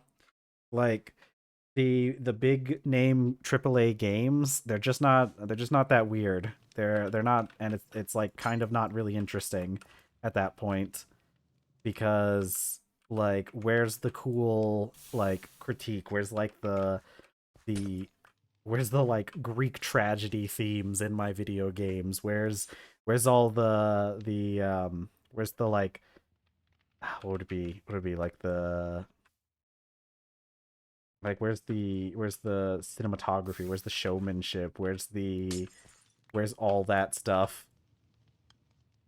Political drama, nuclear tension, splinter cell groups, but then also clone presidents, bipedal mechs that moo like cows, and vampires. Hmm. I knew about most of those. Didn't. I don't. Wait, actually, no. I do I do remember, because I remember seeing a meme about the vampires where the guy is like bisexual or something, and I don't know if that was like something that actually happened in the game or if that was just a meme. But like they introduce him as being like a bisexual vampire. Yeah, yeah. See, that's what I'm talking about though. Like, why can't we get more games that are weird? That's also like with isn't the Devil May Cry series a lot like has a lot of crazy stuff like that too? Like, uh, I remember seeing the video where he gets like it's apparently this is like a weapon intro where Dante gets like a cowboy hat and just starts dancing, and it's not really like it's really like no extra context for it aside from him picking up a weapon. I miss weird video games, man. I wish we got like more crazy stuff, because it's like video games is such a cool medium. Like there's so many things that go into a video game. It's like one of the best. And Nest Snakes. Yeah, yeah. See, like I wish we had more stuff like that in video games. I wish we had, um, I wish we had stuff where, because isn't there also like isn't that the game where there's a level where Raiden is just naked and you're running around the level and he's just holding his hands over his crotch the whole time and doing like and doing like flips and stuff. Like why can't we have more games that do stuff like that? Um because like I said, like video games is such a cool medium, because are like video games are such a great combination of other mediums, right? You have the audio, you have the visuals, you have um just like mechanics in general can be used as like narrative and storytelling devices. Things like Undertale using like game mechanics as like a narrative device. Uh and I feel like there are so many really popular franchises out there that are so good at doing the like weird stuff, and it always works out. Like every time you have a video game, like a lot of these big indie games, they're so good and so popular partially because of the things and the ways that they stretch the medium. Like it's like it's just a shame that like a lot of the bigger video game companies don't like try and experiment with anything. You know, they always a lot of like AAA games have become very formulaic and just have to fit a very specific like set of criteria set out, and they never really try to branch out and do like anything weird or interesting. Um not nearly as much as some other stuff. But yeah, Undertale is such a really good inscription. Um, don't I don't remember what that one. Oh, you know what? I remember hearing about it now. I remember that being one that like Steam has recommended to me a lot, but like and I know it's one of those ones that I remember looking at it and knowing that I wanted to play it at some point, but I don't remember anything about it off the top of my head. I have I have a problem with just having tons and tons of games that I know are good but have never gotten around to playing. I feel like a lot of people are kind of like that at times. Okay. Let's see. But yeah, I love it when we were talking about the other day about like when books do interesting stuff with their mediums. But I feel like video games are um such another great one. Like it like I said, it's such a blend of mediums. Like inherently, video games are already a blend of different mediums, but they have like their own like their own things that are inherent only to the medium of video games that could be experimented with so much more. Um, like I mentioned, because I played Undertale um, a while back. I mean, I feel like, well, I don't know. A lot of people have played Undertale, obviously, and there's so many things you can say about Undertale. It's hard to know where to begin with it. But like just things like I think one of the big things I think people don't appreciate enough anymore is music in video games. And like Undertale is a really good example of how like music can really help elevate a video game um past what it could uh like even further. Um and like I feel like video games over the recent years just we haven't had a whole lot of games that really had a lot of focus on the music. I'll have to look into Metal Gear at some point because that does sound really cool if it's also got good music. The one thing cuz I grew up playing a lot of Sonic games, especially I grew up with like the 3D Sonic era and everything with like Sonic Adventure and whatnot. And Sonic games have such good music. And man, okay. Yeah, so I've always been my big thing has always been I like Shadow the Hedgehog. He's my favorite character. Which shouldn't be too surprising considering the first real Sonic game I played was Sonic Adventure 2.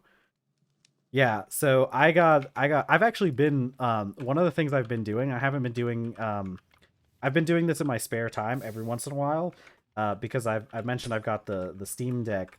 I've been playing Sonic Adventure 2 on my Steam Deck, and I've been trying to 100% the game since I was never able to do that as a child, and I think it'd be really cool to go back and 100% a game that I love so much, and it's been pretty fun working on it.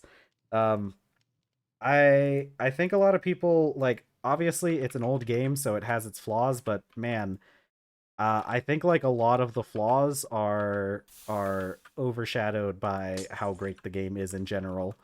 And a lot of there's just so many good game design things that go into it. Like the only flaws in the game really are like the controls, and like sometimes, because sometimes you'll be doing something and you'll fly off in a weird direction before the third. Yeah, no, it really. I did that too, um, because I heard about the third movie coming out, and I got that itch to replay it again, and it really does hold up really well.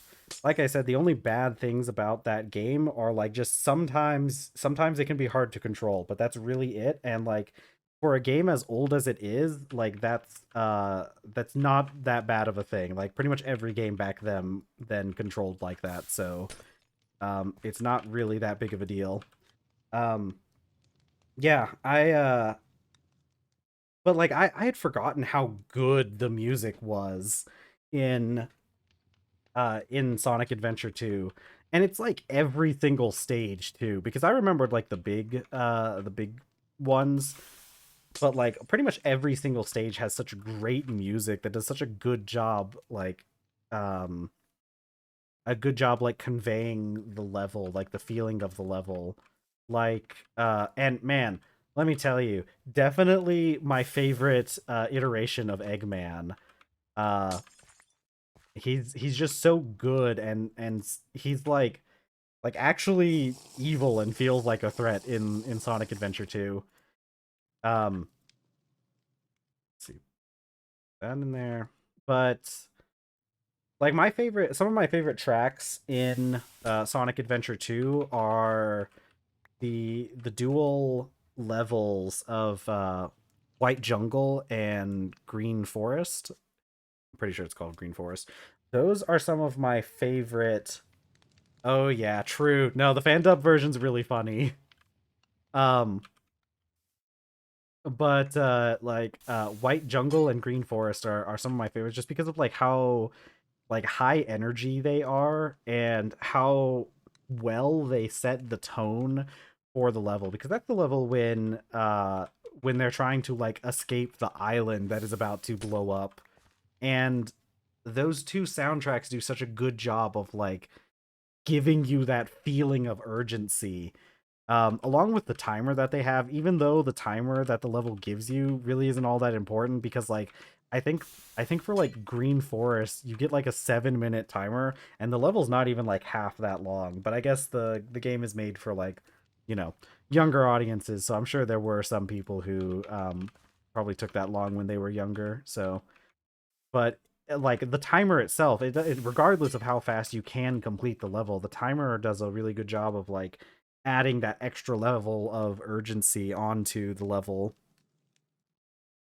And yeah, like I so before I replayed Sonic Adventure 2 recently, I did buy the Sonic X Shadow Generations game that recently came out. And actually I didn't buy it. Somebody gifted it to me, um, because they knew how much I love Sonic. And I had never played Sonic Generations before that. And I remember because I was talking to my friend who gave me the game. I remember talking to them and being like, you know, if I had like just gotten Sonic Generations, I probably wouldn't have been very satisfied with it, because as much as I think Sonic Generations is a fun little it's a fun little it's a fun little like bit of nostalgia, because that's really what like both of the Sonic and Shadow Generation games are. Oh, yeah. I don't remember how the thing works if you were able to just like buy the add-on to it, cuz like I don't think I would have been satisfied with just Sonic Generations, um because like it's an okay game. Like I said, it's really good for nostalgia. Like it's one of those games that I don't think I would ever recommend to somebody who didn't like Sonic, because like yeah, that's good. I don't know what the game costs. Oh god, I got it. Who who did I who followed me? Hexetical? I can't read. I can't read that. Thank you for the follow. Uh, thank you for giving me the mini heart attack that comes every time that I get a follow on here. That's so cool. That means I got one more follower until I hit the big 10. Thank you so much. Um, Hex. Okay. Yeah. See, the issue is I need to like edit stuff with my Twitch alerts. First of all, I need to come up with a different sound that doesn't that isn't so terrifying every time it happens. And I also need to do something with the colors, because my generally like in that corner I have like, you know, you'll generally see the sky from the game I'm playing, and that purple just is not very easy to see on that background. But yeah, so like I was saying, Sonic Generations was a really cool bit of nostalgia. Like um playing through all of the levels in Sonic Generations, man, it was a fun time. Like I loved going through all those levels that I had played before. I have not made any low voltage circuits. I have played this game a little bit before this world that I'm playing right now, and the last time I played, I was able to get to the point where I had where I made low voltage circuits, but that was where I had stopped. We're getting really close to low voltage circuits. What we're rating on right now, and we might actually be able to, yeah.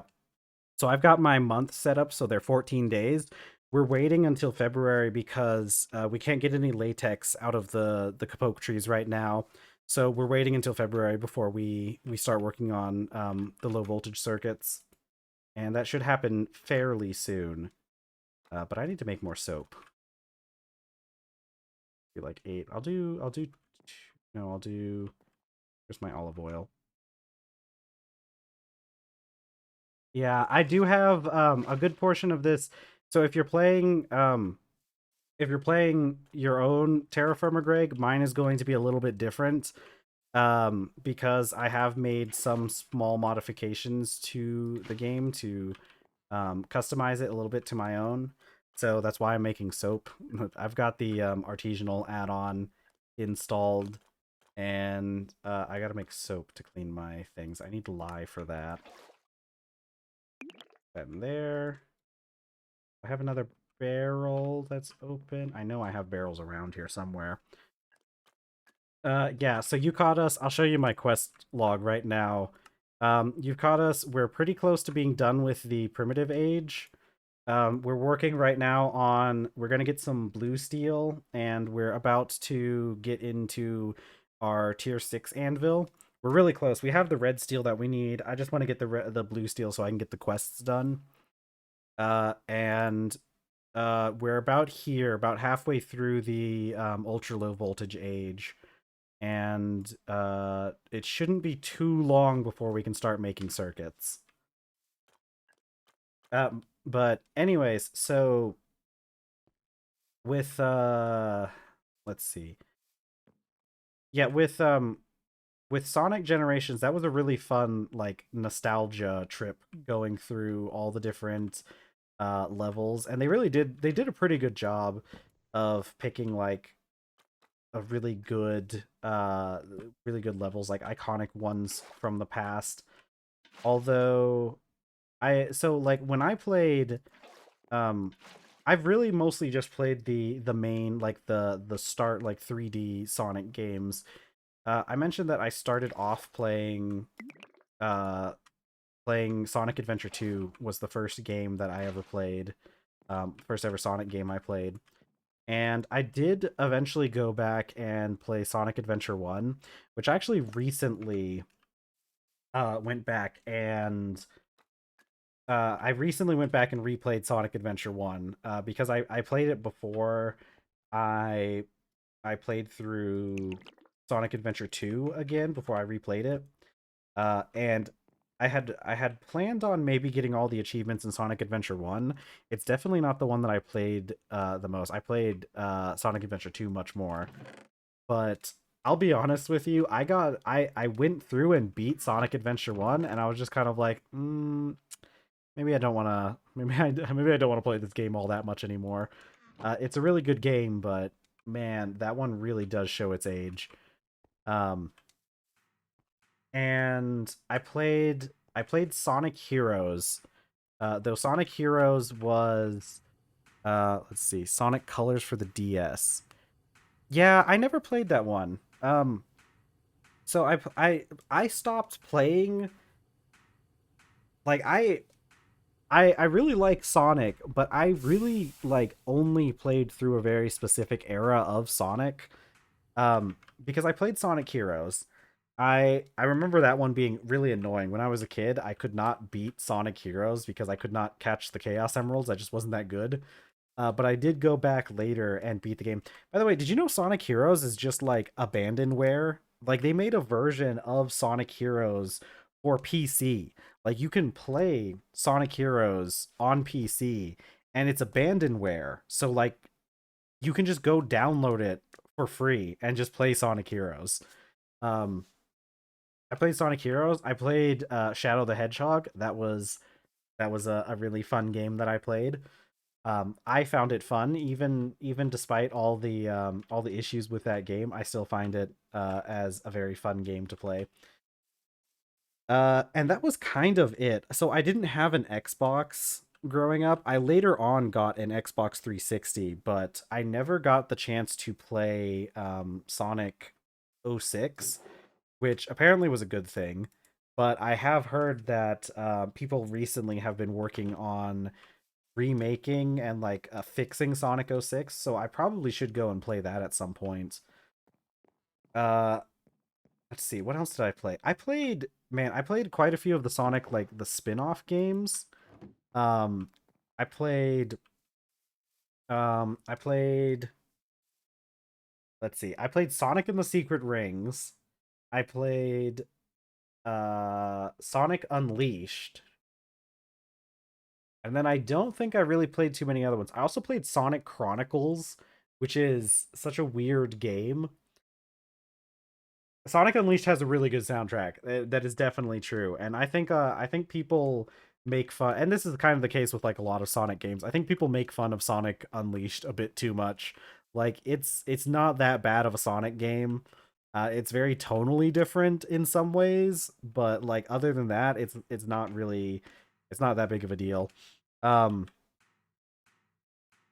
I never got the chance to do like the Boom era or like the Sonic era. I liked the night stages too. Like, okay, controversial opinion, I guess, because like so many people don't like that game and like to rag on it so much. But like I think the night stages were a good thing in Sonic Unleashed because in a lot of the other Sonic games that I've mentioned, the ones that are like the big ones, like obviously like Sonic Adventure 2 and some other ones, the big things with like Sonic games is that it's always good to have you have the fast paced Sonic levels, which are like the core of the series, right? You have to have those fun, high action, fast paced levels, but I think it's also really important to have something to do in between that, because if you have a Sonic game that is just fast paced levels, it feels it feels too fast, right? Like the game goes by too quickly, and by the time you're at the end of it, you're like, oh well, I just kind of blasted through that and everything. So like with games like Sonic Adventure 2 and Sonic Adventure 1 as well, I guess, you had like the different play styles, and those helped to like um yeah, those help to like give you something else to do aside from just the high stakes fast paced levels. So I think it's really important that Sonic games have more than one play style in them. And I think you'll see like a lot of Sonic games that aren't that good. The biggest issue with them is that they are all just the high stakes, fast paced gameplay, and none of the extra stuff. Like I don't know. I really like the mech levels and the treasure hunting levels in Sonic Adventure 2. I'm glad that they're not the biggest portion of the game, but I do like playing them when they come up. Let's see. What else? What else? I feel like I had a point. Oh yeah. So I never really got the chance to play like the Boost era Sonic, and I remember hearing like I've not been playing Sonic that much because like I've never really I just didn't really have the consoles or anything, or like have the interest in playing some of these newer games.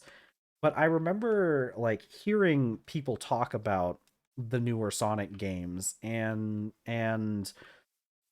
one of the big things I kept hearing people complain about the boost design in the like boost era Sonic, and I think like some of it might be the fact that it might be that some of the games just didn't do boost very well. Like I think maybe it was I want to say it was Frontiers that got a lot of flack for being like the game that you can just like hold on to the boost button and just speed through it.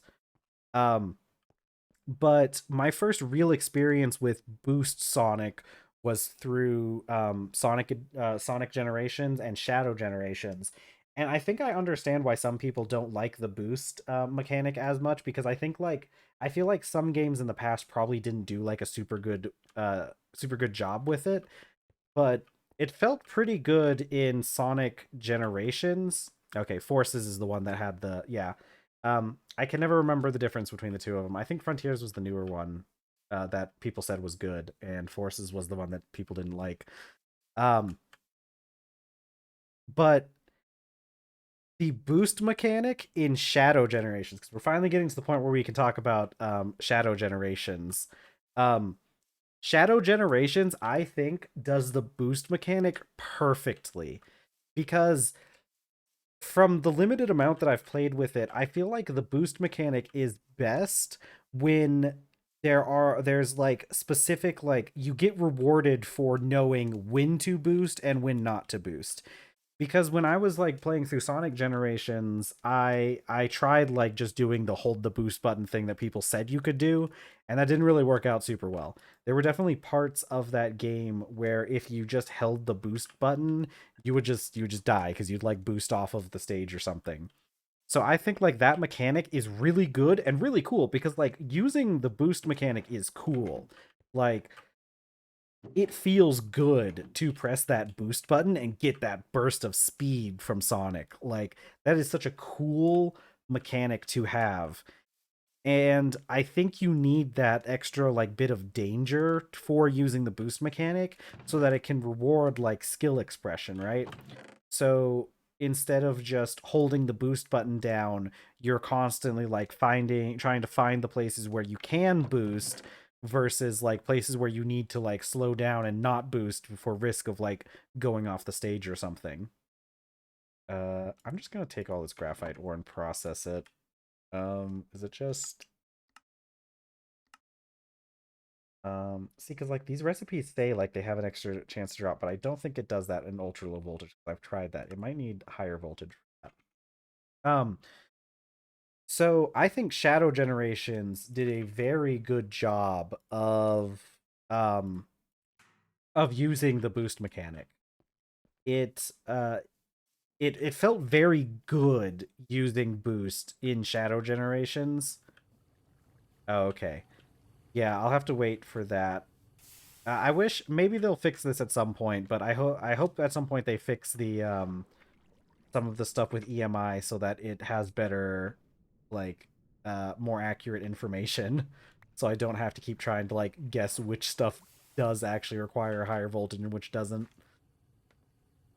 But yeah, I felt like Shadow Generations did such a good job with the boost mechanic, and just like a lot of the mechanics. I Shadow Generations did such a good job. I have to wait in an LV quest right now. I'll have to read that at some point, because like one of the most immediate like differences you can feel between Sonic Generations and Shadow Generations is how um what is it?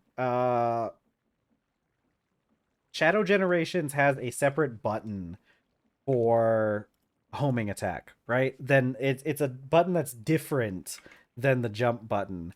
And I think that that's a really important thing that a lot of the games kind of missed on, because you really need that separate button to prevent issues like you had with like the older games where you would try to do a homing attack, but it would just do like a jump instead, or just like go off in a different direction, which they kind of fixed by having like the targeting um little targeting reticle that would come up whenever you tried to do a homing attack. But I think like Shadow Generations having it tied to a separate button was really good. And then like just having like all the different like things that Shadow can do with the different buttons, I feel like did a really good job like elevating the game and like fixing a lot of the control issues that came with like previous iterations. Ooh, I should have made some of that into reinforced glass, shouldn't I? It's whatever. We always need glass. The Doom powers were really cool. They were really cool. I will admit some of them are a wee bit silly though, which I think is really funny. Because like, what do you mean Shadow pulls out like just starts surfing on some kind of manta ray? That's so funny. I really liked the Doom Wings, man. They really went all out with this Shadows Generation game. Like they did a really good job. Yeah, yeah. No, I agree. It's nice having that because I think it's a really good like juxtaposition, right? Like you have Shadow the Hedgehog who's this like he's this edgy um like no nonsense type character, and then he's just kind of his powers are just a little bit silly. Um so I really love that kind of like juxtaposition that it has there. But I really liked I love I love the way they kind of did the introduction of the Doom powers because they introduced the Doom Wings first, which like you didn't even get the Doom Wings until the very end of the game, which I think is fine because the Doom Wings are definitely a strong power up and deserve to be an end game power up.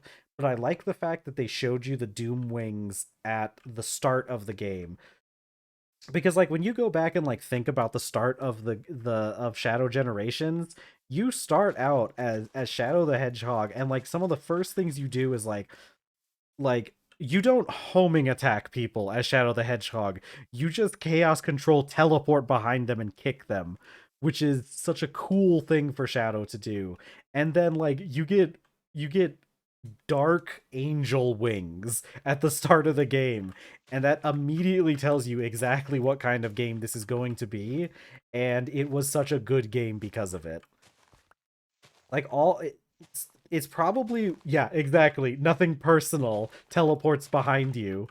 um and it did such a good job of being a Shadow the Hedgehog game. It really is like a perfect encapsulation of the character, and it's honestly probably the best Sonic game that has come out in quite a while on top of that. And it just has so much personality in it. I love the I love how like they recontextualized some of the stuff from Shadow or from Sonic Generations, which is why I'm really glad I played Sonic Generations before I played Shadow Generations, so I could get that little bit of extra context. Because I love the fact that they explained that Shadow didn't actually lose his Chaos Emerald. Let's see. I keep getting messages, so I gotta check them to make sure it's nothing like actually important. Um, I love how they recontextualized to show that Shadow didn't actually lose the Chaos Emerald. What he lost was the fake emerald from Sonic Adventure 2. Like how cool is that that they called back that little thing and also did it in a way that like made it so that it wasn't just Sonic beating up Shadow again. Uh and God, what else? They did so many good. Like the Doom powers were so cool because they added like so much extra layers onto the gameplay. Yeah, exactly. And it's always the fourth Chaos Emerald, isn't it? Like that's always the one that's causing problems. Um and let's see. Okay, there it is. Uh the Doom powers were such a cool mechanic. They really did they really did do a really good job with like making them all like unique. Like you had the surf one, which they could have just left it at like now you can travel across water and that could have been it, but no, they decided to add this whole mechanic where you could like do a barrel roll with the what is it? It's like a stingray or a manta ray or whatever you're riding on. You could do a barrel roll with it, and that's cool enough. But then they also decided, hey, we're going to build an entire boss fight around this mechanic, and it worked. Like all of the boss fights um in Shadow Generations were really good, and they did such a good job utilizing the different doom powers that they use, because that's really what the boss fights are. And like that's good game design, right? You introduce a power and you develop like an entire boss fight, because that's how like what yeah. Um yeah, Sonic boss fights have always been a really good uh have always been pretty good. There's definitely some miss boss fights. I will say I really did not like the boss fight at the end of Sonic Generations. That Time Eater guy was just an annoying boss fight. But like every single one in Shadow Generations was just like out of the park good. I mean, you had the nostalgia factor of these being bosses that we fought in previous games. And they were just super well designed, like being so tied to the different doom powers. And like I said, that's like perfect game design too. Like that kind of game design of like you get a power and oh yeah, I did that one recently. Yeah, no dude, the issue with the egg viper in Sonic Adventure 1 is is like it does like all these different patterns, and um the punishment for failure against the egg viper is restarting the whole fight from the beginning. So that one is a very frustrating boss fight. It's not even that hard of a boss fight once you know the patterns. It's just uh learning the patterns is frustrating. Why are you not? What do you mean? Oh, right, I have to wash this. Right, I have to wash the sugarcane. How much water does it take to wash the sugarcane? 100 millibuckets? Okay. So like, but those boss fights in Shadow Generations, like all the different like the nostalgia. Oh my god, fighting the Bio Lizard was so cool. Uh, Getting like the whole fight against him and all the, because that was such a cool introduction to like what you were going to get with Shadow Generations, because you show up and you start fighting the Bio Lizard, and it's like, oh, this is the Bio Lizard. I remember this guy from Sonic Adventure 2. I remember all of his stuff. And then, oh no, turns out this guy has extra mechanics now. And it's such a cool intro to the way the game works. And like I said, having the whole thing with like getting a new mechanic and then having a boss fight centered around it is such a good game design, because that's like literally just how Legend of Zelda works, right? That is how every single boss in a good Legend of Zelda game works, is just you go through the dungeon, you find the special item in the dungeon, and then you use that special item to defeat the boss in this dungeon. And I think that's a really cool part of game design, especially like when it comes to the Legend of Zelda games, because like you know that you're going to use that item that you found in the dungeon to defeat the boss. But the interesting thing is trying to figure out how you are going to use the item that you found in the dungeon to defeat the boss. Okay, we need these. We need this reinforced glass. I need to figure out how the heck I'm going to make reinforced glass.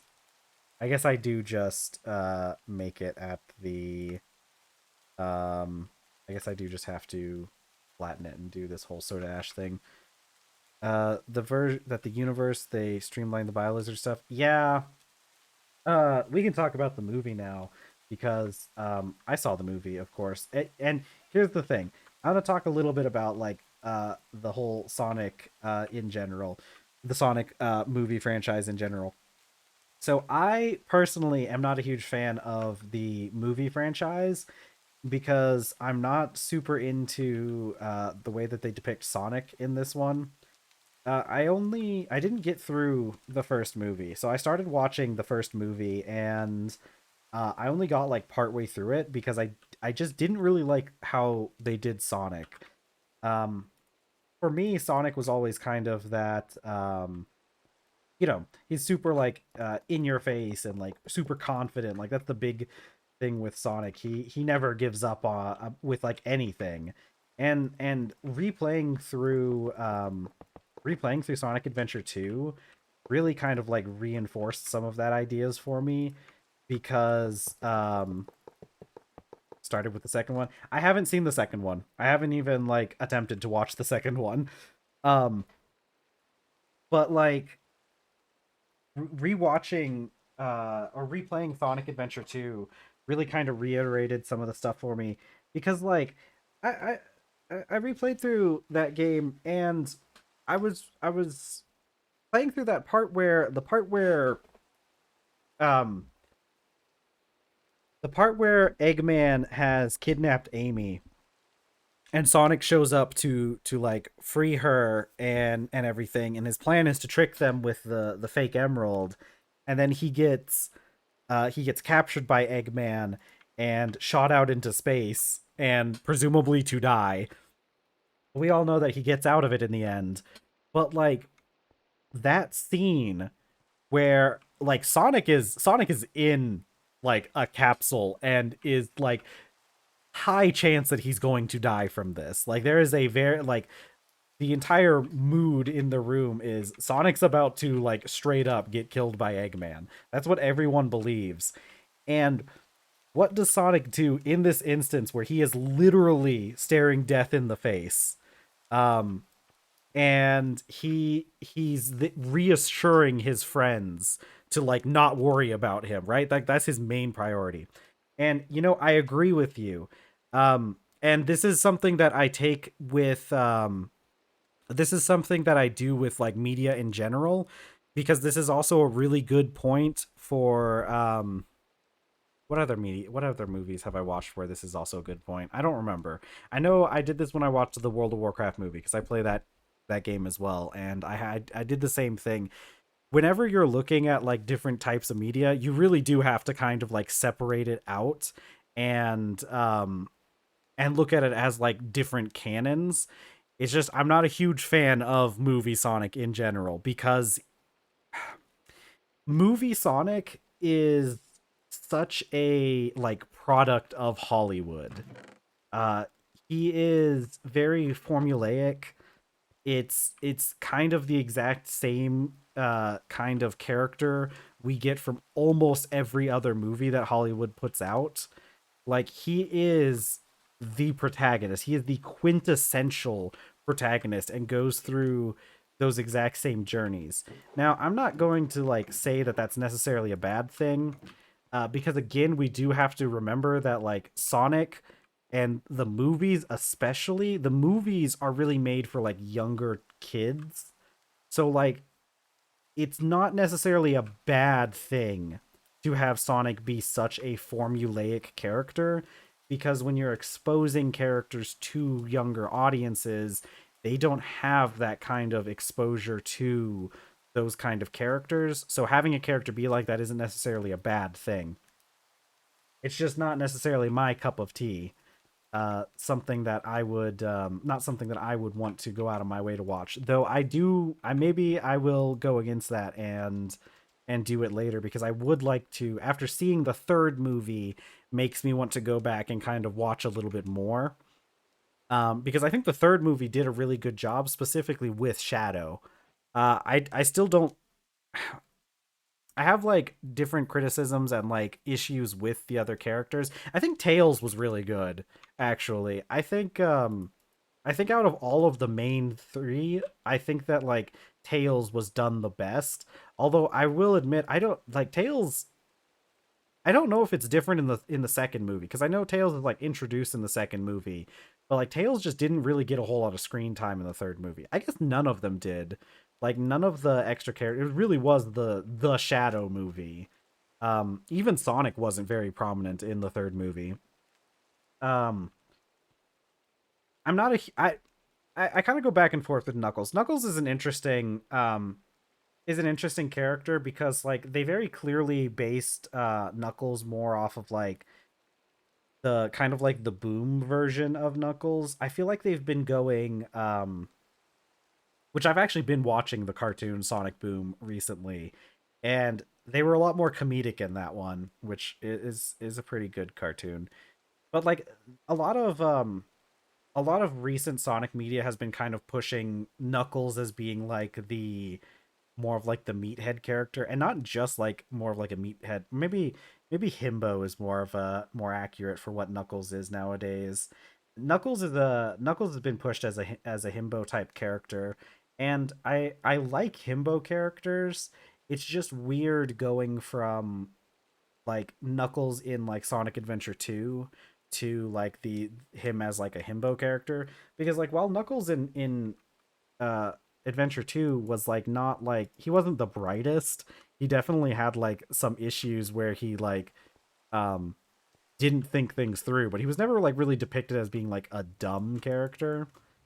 Um yeah, that's really what I'm kind of getting at with all this, is that a lot of the Sonic characters have been kind of subject to like flanderization in a lot of recent media. Even Sonic himself, they've really kind of pushed Sonic to being a lot more careless than what he was in other iterations. Um, Although again, it's like you mentioned. There's I am a strong believer that there's never that like characters don't necessarily have to remain the same over iterations. It's just I miss like the more in-depth characters that we had in some of the past iterations. It feels like a lot of modern media tends to kind of remove a lot of that depth that characters have in favor of more simplistic renditions. And I don't necessarily think that's a bad thing, especially when we're talking about like children's characters. And like the Sonic Boom cartoon is a very good example of this. It's unaccustomed to human society. Yeah, I don't think he's really been I didn't, like I said, I didn't see the second movie, so I don't I'm interested in going back and watching the second movie and even the first movie to see like the extra context of how these characters have grown throughout this bit of media. Um yeah, they did definitely go with that, like him being a being an outsider. Um and they didn't I don't know. I just feel like he's definitely a very simple character in the movie. I guess I'll admit I don't think I don't think the Sonic 3 movie is a very good point for critiquing any character aside from Shadow, to be honest. Um I like because like the it really, like I said, it really was just like a was just the Shadow movie. So I'm going to talk about Shadow because while I didn't really care too much about the other characters, um, they did a very good job with Shadow in that movie. Him like they his characterization was really good, and I think the Shadow that we got in Sonic 3 was probably the best rendition of Shadow, aside from maybe what we got in Shadow Generations, because I really liked what we got in Shadow Generations as well. They did such a good job um like adding extra context to his character. What am I doing? I need more. I need remember what the heck I've been doing all this time. I've just been kind of wandering around back and forth between things, forgetting what I was doing.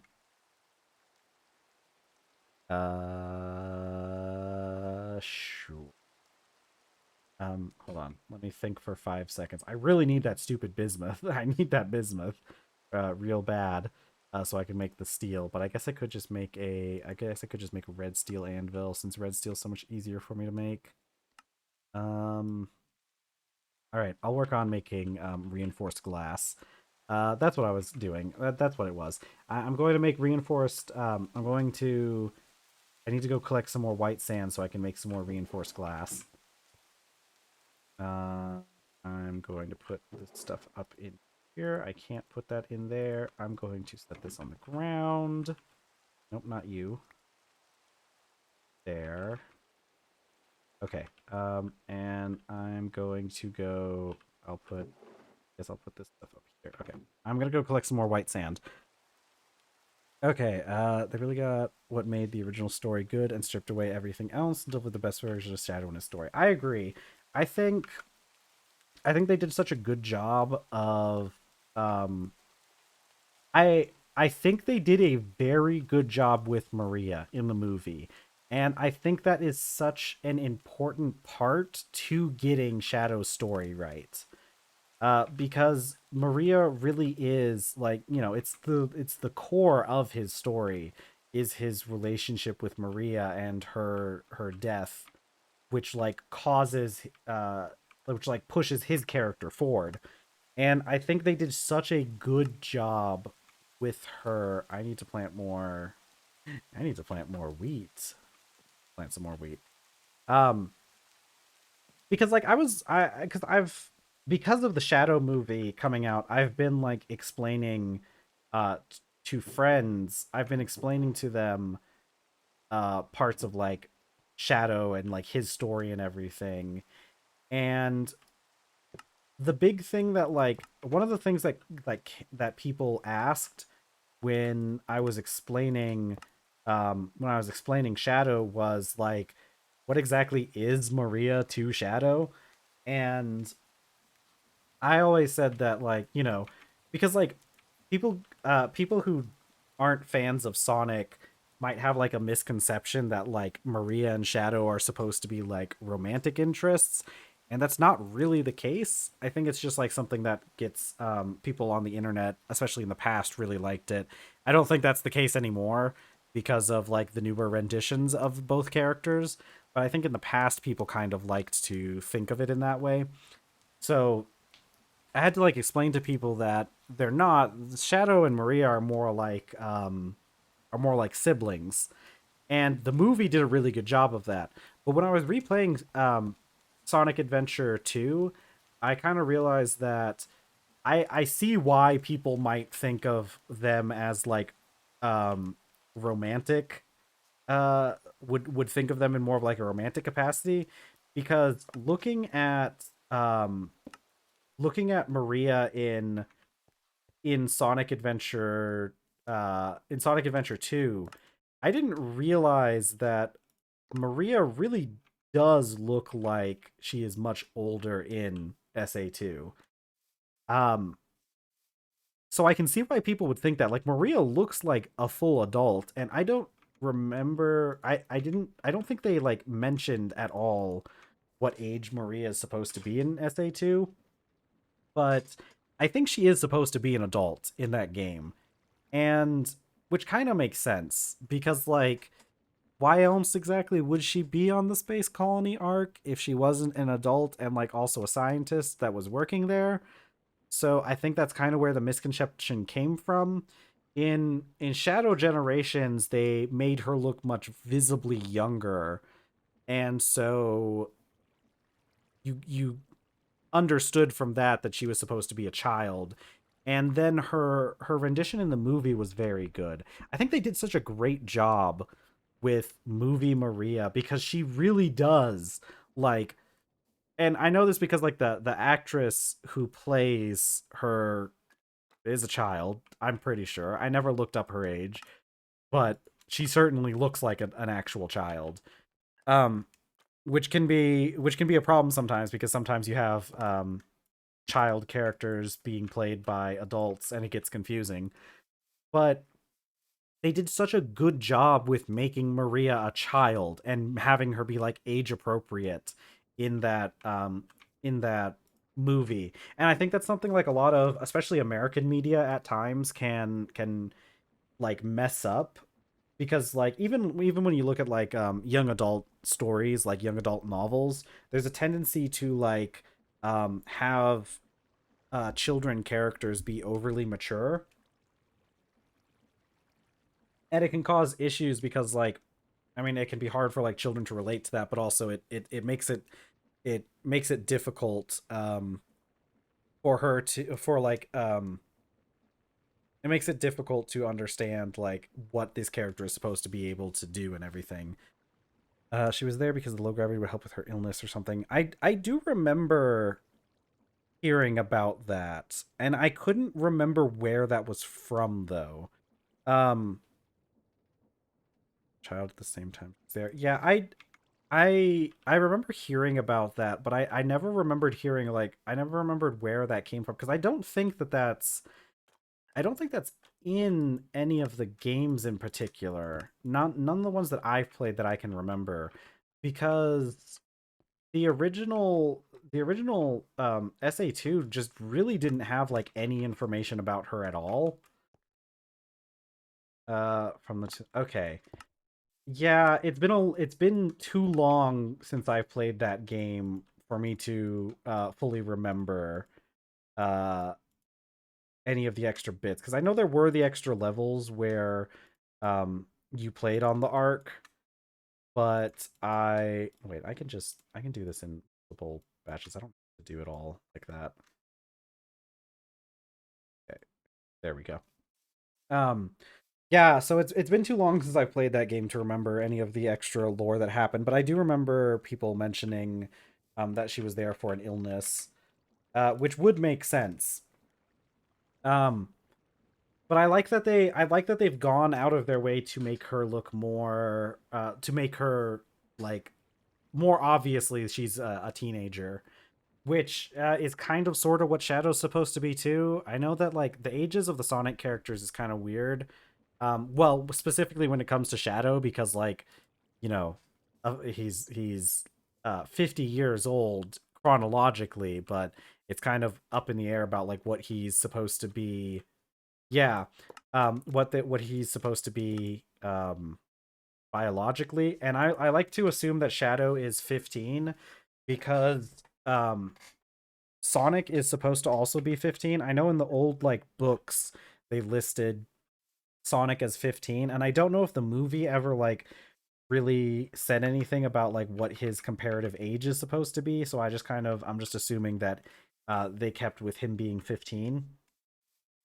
And I think they did such a good job. I think like Maria in the Sonic 3 movie is one of the best representations of a teenage girl that I've seen in a long time.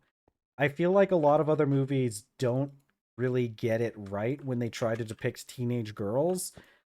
Like Maria in Sonic 3 felt like a teenage child, like a teenage girl. Like she did everything that you would expect a teenage girl to do, and it's like I said, it's just kind of shocking, or not shocking, but like refreshing seeing like how seeing like a good representation of that kind of character.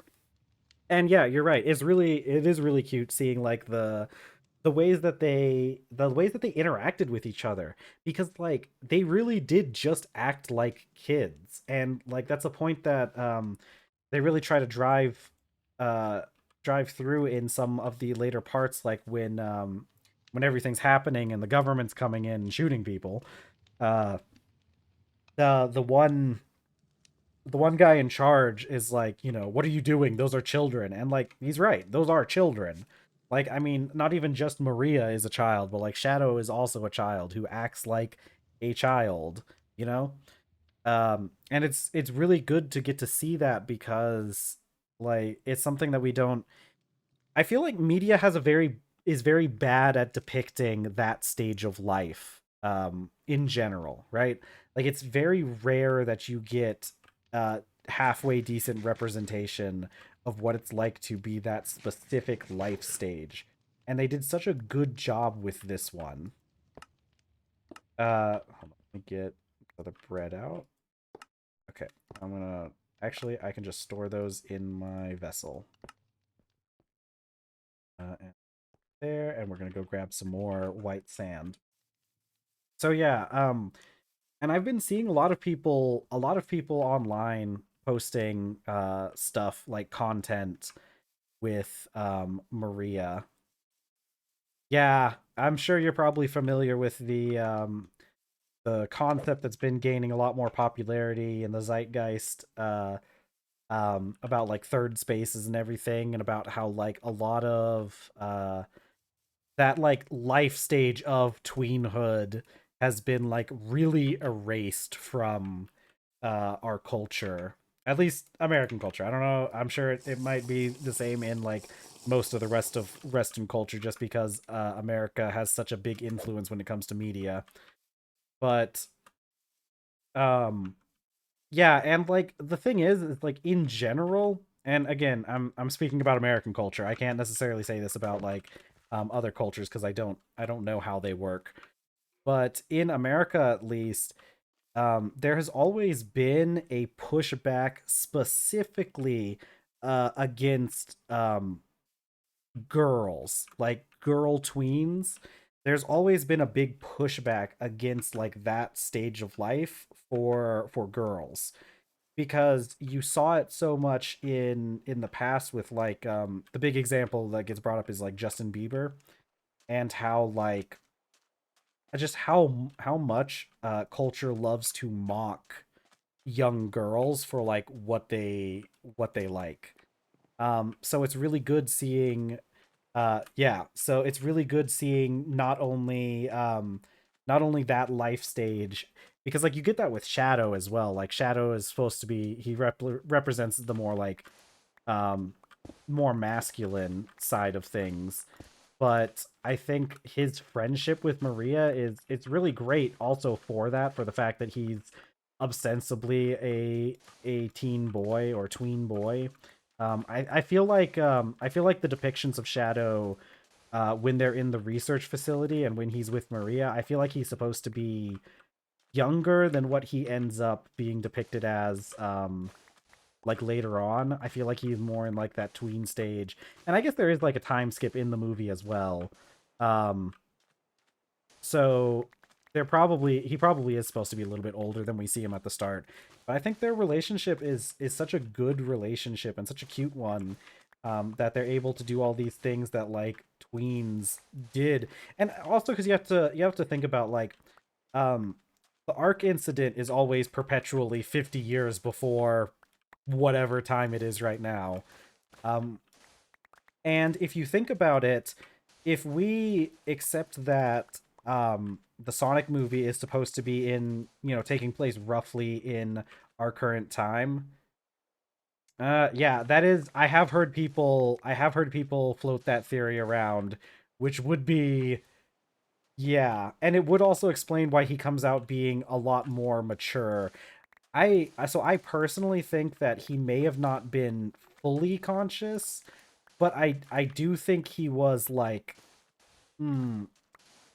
So like whatever you would count like being in a dream state, I feel like that's what was going on with Shadow, while he was frozen, or while he was put in stasis, because we have evidence that he was in some way conscious, right? Because we have like when he first uh when we first get introduced to him, we have him like having the dream sequence of him like remembering what happened with Maria. And so I think he was put in like some sort of dream state. And there's not really a whole lot of good idea on like what exactly that would do to a person. So I like to believe that he was mostly like unconscious, like in a dream state for that time, maybe with like flashes of like more lucidity and like more idea of what's going on, because he seems to know a lot about like what was happening to him. So I feel like he was definitely conscious in some capacity, but I don't know if he was like fully conscious the whole time. So it's kind of hard to like get a feel for like what he would be like mentally, like where he would be.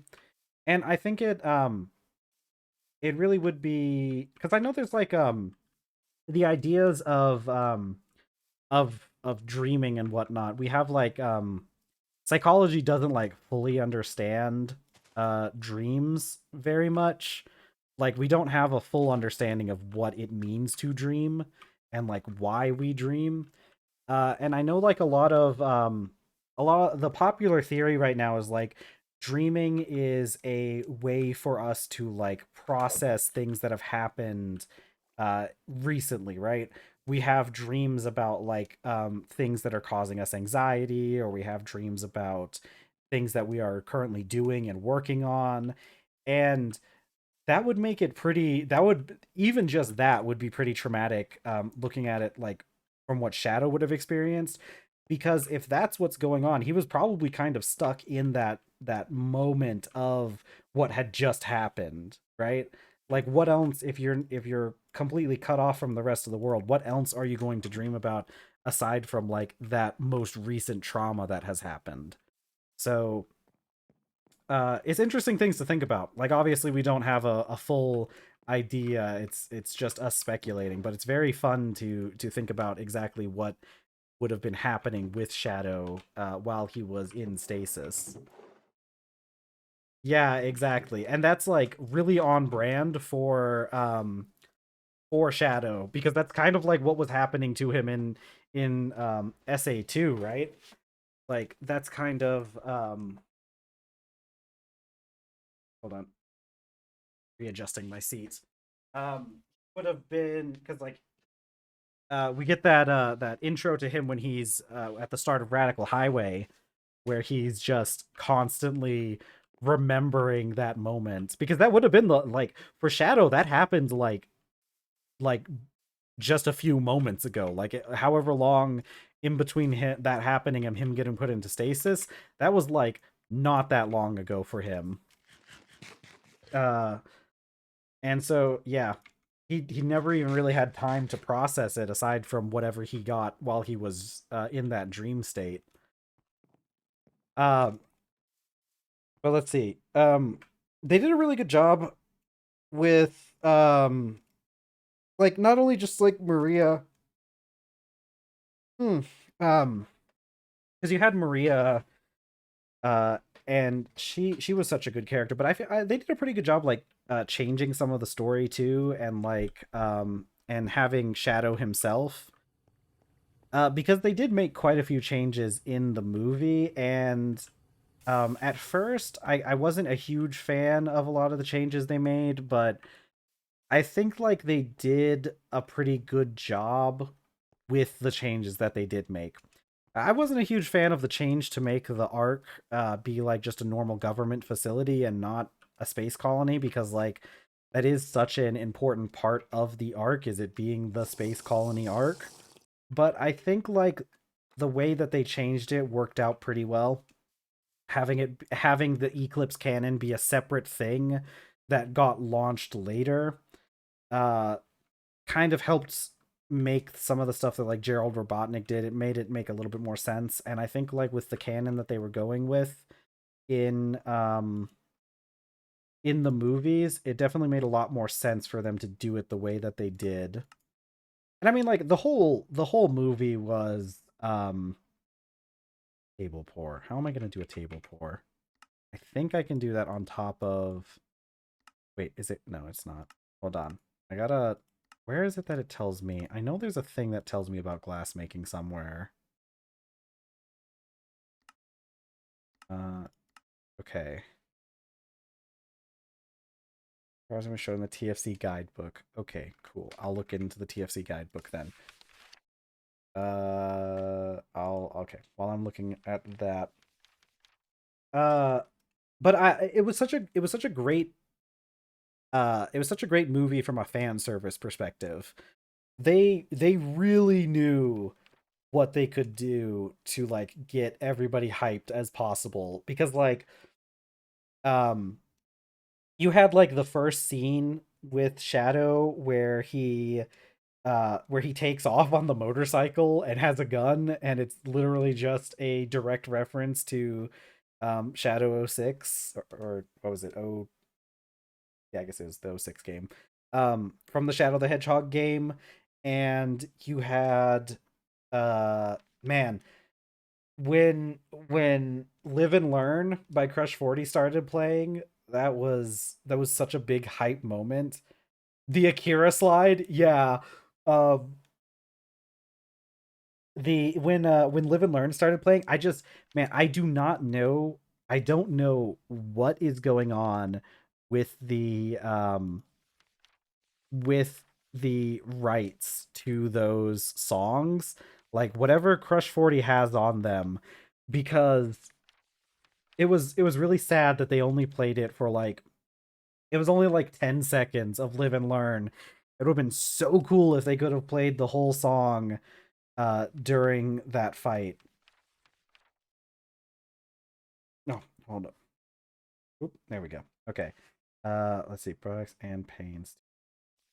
How do I make a glass pane though? Um, so I really wish they'd done that, but I assume that it was probably something to do with a some kind of licensing with the music, because if you because like the Sonic and Shadow Generations also had kind of the issue where they did remixes of a lot of the famous songs, and those remixes are good. They're decent remixes, but it wasn't nearly as good as the originals. And I really wish they could have gotten more of Live and Learn in the Sonic 3 movie, because that would have been the coolest thing ever. But I mean, heck, just the whole fight with the whole Super Sonic and Super Shadow fight was so good. Just the entire thing with that, their whole, the only issue I had with that whole sequence was I really didn't like them cutting back and forth between the weird Eggman slapstick fight. uh I don't think that the fight between the two Eggmen, yeah, yeah, no, like the action, they hit it out of the park with the action sequences in the Sonic movie, in the Sonic 3 movie. They really did. Like they did such a good job with like pretty much every action sequence in that movie was so good. Yeah, yeah. Yeah, because they did a really good, one of the things that the movie does really good, and the movies, I'm assuming, because like I'm sure this is applies to the previous ones as well. The best thing they do in these movies is like really iterating how fast Sonic actually is. You don't really get a good sense of that in a lot of the video games, because I guess Sonic, like, really showing how fast he is would probably ruin a few things, like mechanically and like storyline wise. But like they really do a good job of showing how fast Sonic is by showing him just zipping around the countryside.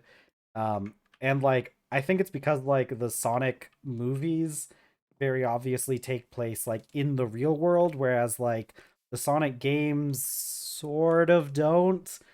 Um, because of that, it's easier to get like an idea, and because it's like in actual like live action with the animation, I think it makes it feel much bigger than it does in the games, because you have examples in the games of Sonic running around canyon sides and everything, but like without being able to really like see it in a realistic way, it's hard to remember how fast he really is going.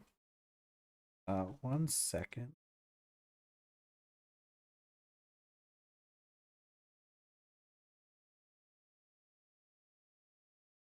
Oh, I needed a sip of my drink. I'm talking so much. They're gonna do more non-Earth locations. That'll be interesting. I assume that'll probably be. Um, I assume that's going to end up being tied in somehow with Amy, because she just shows up. I know, like in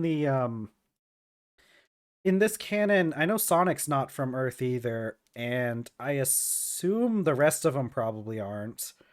Um, I actually don't know any of the story about Tails. Okay, here's the thing. I need reinforced glass.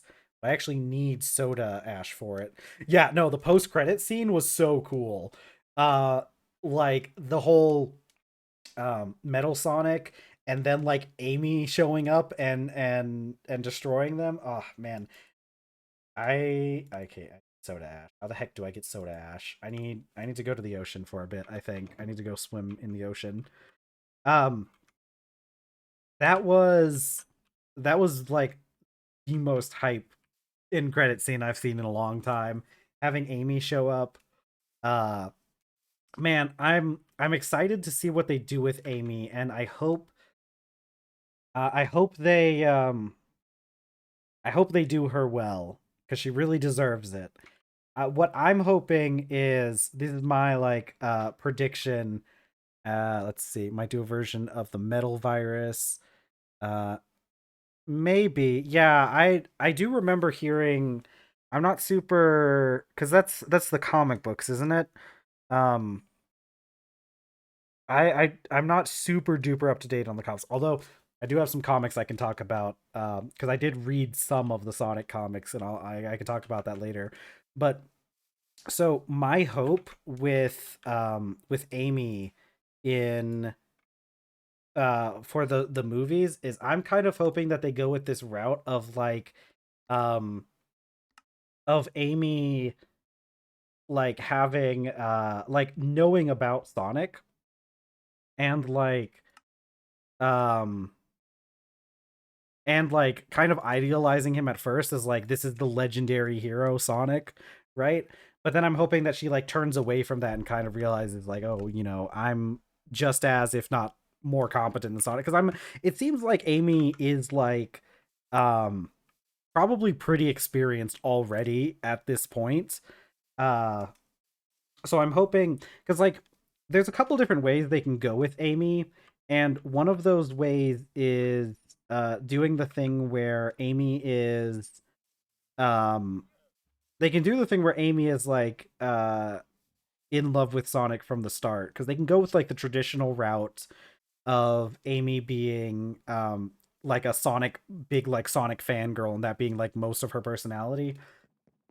But they've really gotten away from that in recent years. Oh, I need more food before I set off on an ocean expedition. They've really like gotten away from that in recent years, and I think it's been good for her character that that's not the only thing. Um, let's see.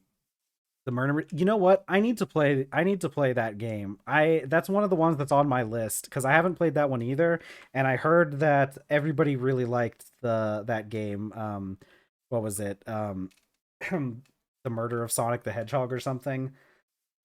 I really need to play that game. I liked how she was in the Sonic Boom cartoon too. Was pretty good.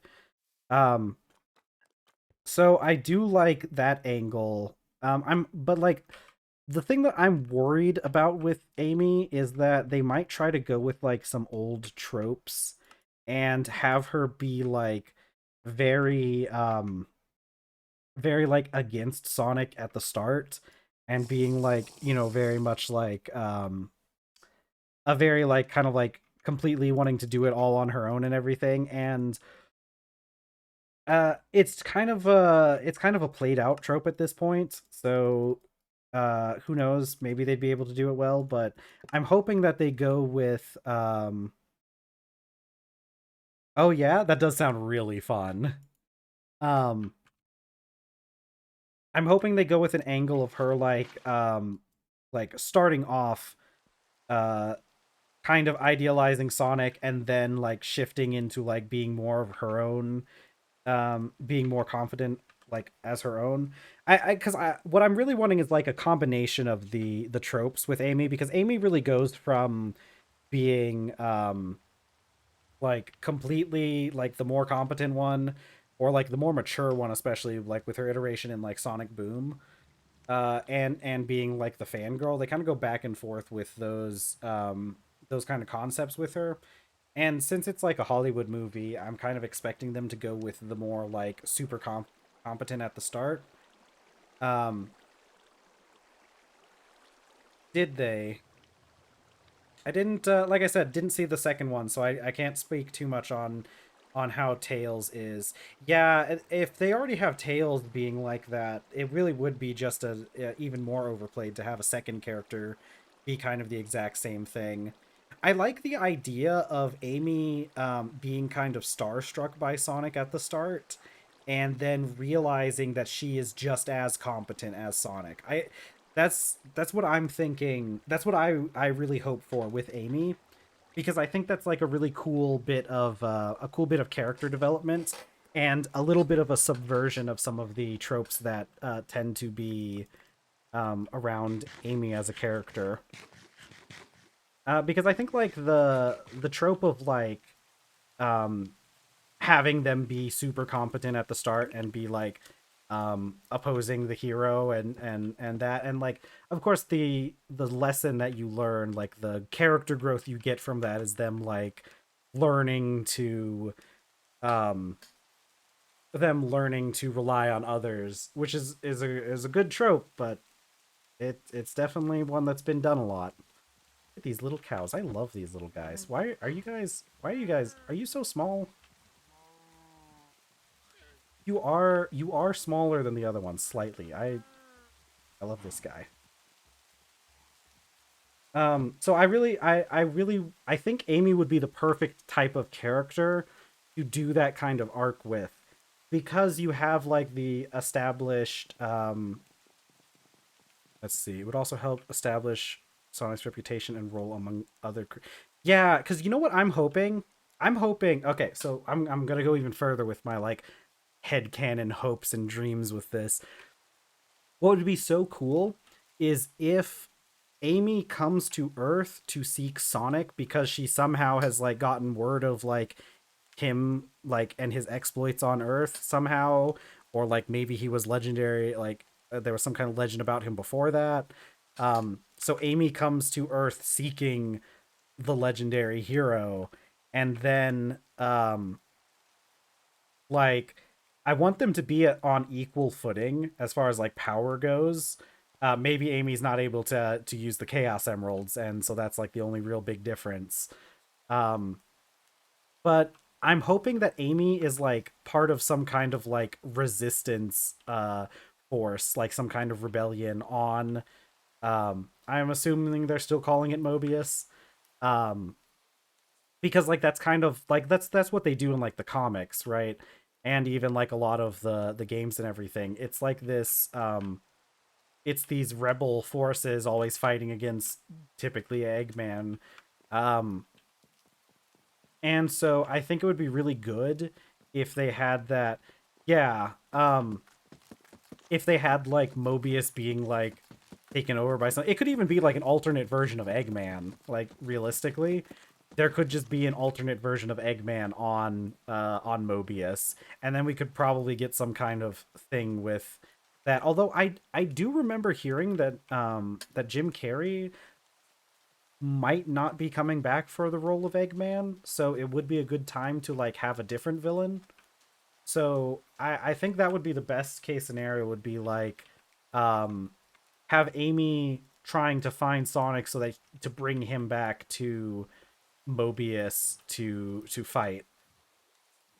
Yeah.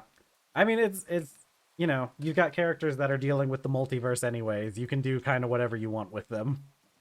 Um I need soda ash real bad. I need like actual soda ash. I can't use saltpeter for this. It looks like I need to find dried seaweed or the dried kelp, the kelp flower, kelp. Ooh, yeah. Oh, that would be, yeah. That would be pretty cool. Um yeah, and then like we could do like Silver in the fifth movie, because I doubt they would have him. I mean, they could do it in the fourth movie, but it looks like they're going to be focusing on other stuff in the fourth movie. So maybe if they could bring in Silver and Blaze and everyone in the fifth movie, which would be really cool, because like Silver does not really get any screen time at all. And I know that he's a fan favorite for a lot of people. All right, where am I going to find seaweed? Aside from the stuff on the beach that doesn't count for some reason. Okay. Can I just not get a bird glass? Can I not get this like in an art? But surely that's not the case. Yeah, yeah, no, he really that is a good thing about Silver from a design point of view, is that you can really just um you can really just kind of like put him in whatever, or put him wherever. That's my kayak. Man, I I did mention when I was talking about the Sonic games that I played. Um, I didn't mention this, but I did at one point go back later and play Sonic 06. I didn't play all the way through the game because honestly, that's a rough game, and I think I may have gotten through Sonic's story, and then like I think it was like bugging out on my computer, and I couldn't finish the game. But I did play a little bit of Sonic 06, and the one thing that I remember from Sonic 06 is the first time you fight Silver as Sonic. And I remember that because when you fight um when you fight Silver, uh yeah, that's exactly what he said to me when he threw a chair at me, because I don't know who designed that fight for Sonic 06. But you know how like every like Sonic game, when you fight a Sonic boss, there's always like a few rings in front of you so that you can pick them up, and it's typically like, a ring of rings around the arena. Well, for some reason that Sonic fight um against Silver, they have those rings right in front of you, but the radius of the rings that you have to collect is smaller than Silver's attack radius. So you run forward to try and grab those rings, and Silver just immediately pelts you with a chair and kills you. So that was really fun game design. It's like objectively it's bad game design, but I will admit it was one of the funniest things that ever happened to me in like in really any game, but especially a Sonic game. Like it I was not expecting like him to just kill me as soon as I went for the rings that are supposed to keep me alive. Uh oh man. Okay, I'm pretty sure there's a way I can I not like there's got to be a way for me to like burn these and turn these into soda ash. There has to be. Where else do I even get seaweed? Um See, because there's two different kinds of seaweed. There's this seaweed, there's this seaweed, and then there's this seaweed with a dried seaweed. And dried seaweed can only be made out of fresh seaweed. Fair way. Turn this fresh. All right, I'm gonna take this seaweed back, and we're going to experiment because I have not found any like kelp flowers. We might have to like explore a little bit outside of the area here to find kelp flowers. And yeah, I'm really looking forward to when they finish Project 06 as well, because I really want to give the games a playthrough, or give 06 a playthrough. You know, that's what I thought. Last time I tried it, it didn't work, but we're going to try it again because maybe I just did something wrong last time. I was hoping I could find some giant kelp flowers out there, but it's also nighttime and I've just not been paying a huge amount of attention to the game today. But yeah, I really do hope they finish Project 06, and maybe that would be a fun game to play on stream sometime. Uh, we could probably play a lot of the other Sonic games too. Um, let's see. What else? What else were we talking? I know I've mentioned there are like so many things I keep saying. I keep getting like sidetracked and then forgetting previous stuff that I wanted to talk about. But I like, one of the things about like the Sonic movies, I do kind of wish they had gone with like actual voice actors for the characters as opposed to like the celebrities that they just kind of pulled off the street. I think it's hit or miss with the characters. I think Keanu Reeves did a really good job as Shadow. I think like that one is probably one of the better ones for the characters. Um, Idris Elba did okay with Knuckles. I think with the like I think they did a good job of making movie Knuckles fit with the voice of his character. Although I don't really like I don't really like Sonic, his voice in the movie. Yeah, I think Keanu Reeves was a pretty good. Okay, I can't put that in there. Let's go cook this on the campfire maybe. Yeah, I think Keanu Reeves really does fit Shadow properly. He doesn't really sound anything like any of like Shadow in the games. Well, actually no, he does kind of sound like Shadow from the games, but he definitely like has that right feeling to play Shadow. The only one that I really didn't like a whole lot for the voice, I'm not a huge fan of Sonic's voice actor for Sonic.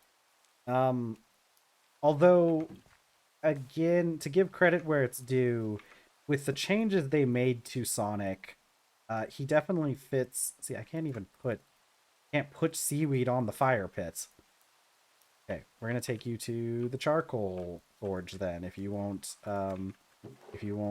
be cooked here. So like, I don't know. Sonic, the voice actor for Sonic, I don't think it really fits as Sonic, but like, with the way the movie has characterized him, uh, it's better. See, I can't put the seaweed in here either. Here's the issue. I just can't put the seaweed in anything in order to cook it. And I just put it in, we're going to put it in a vessel because surely you're not going to stop me from doing that. All right, I'm cooking this vessel and we're going to see what happens.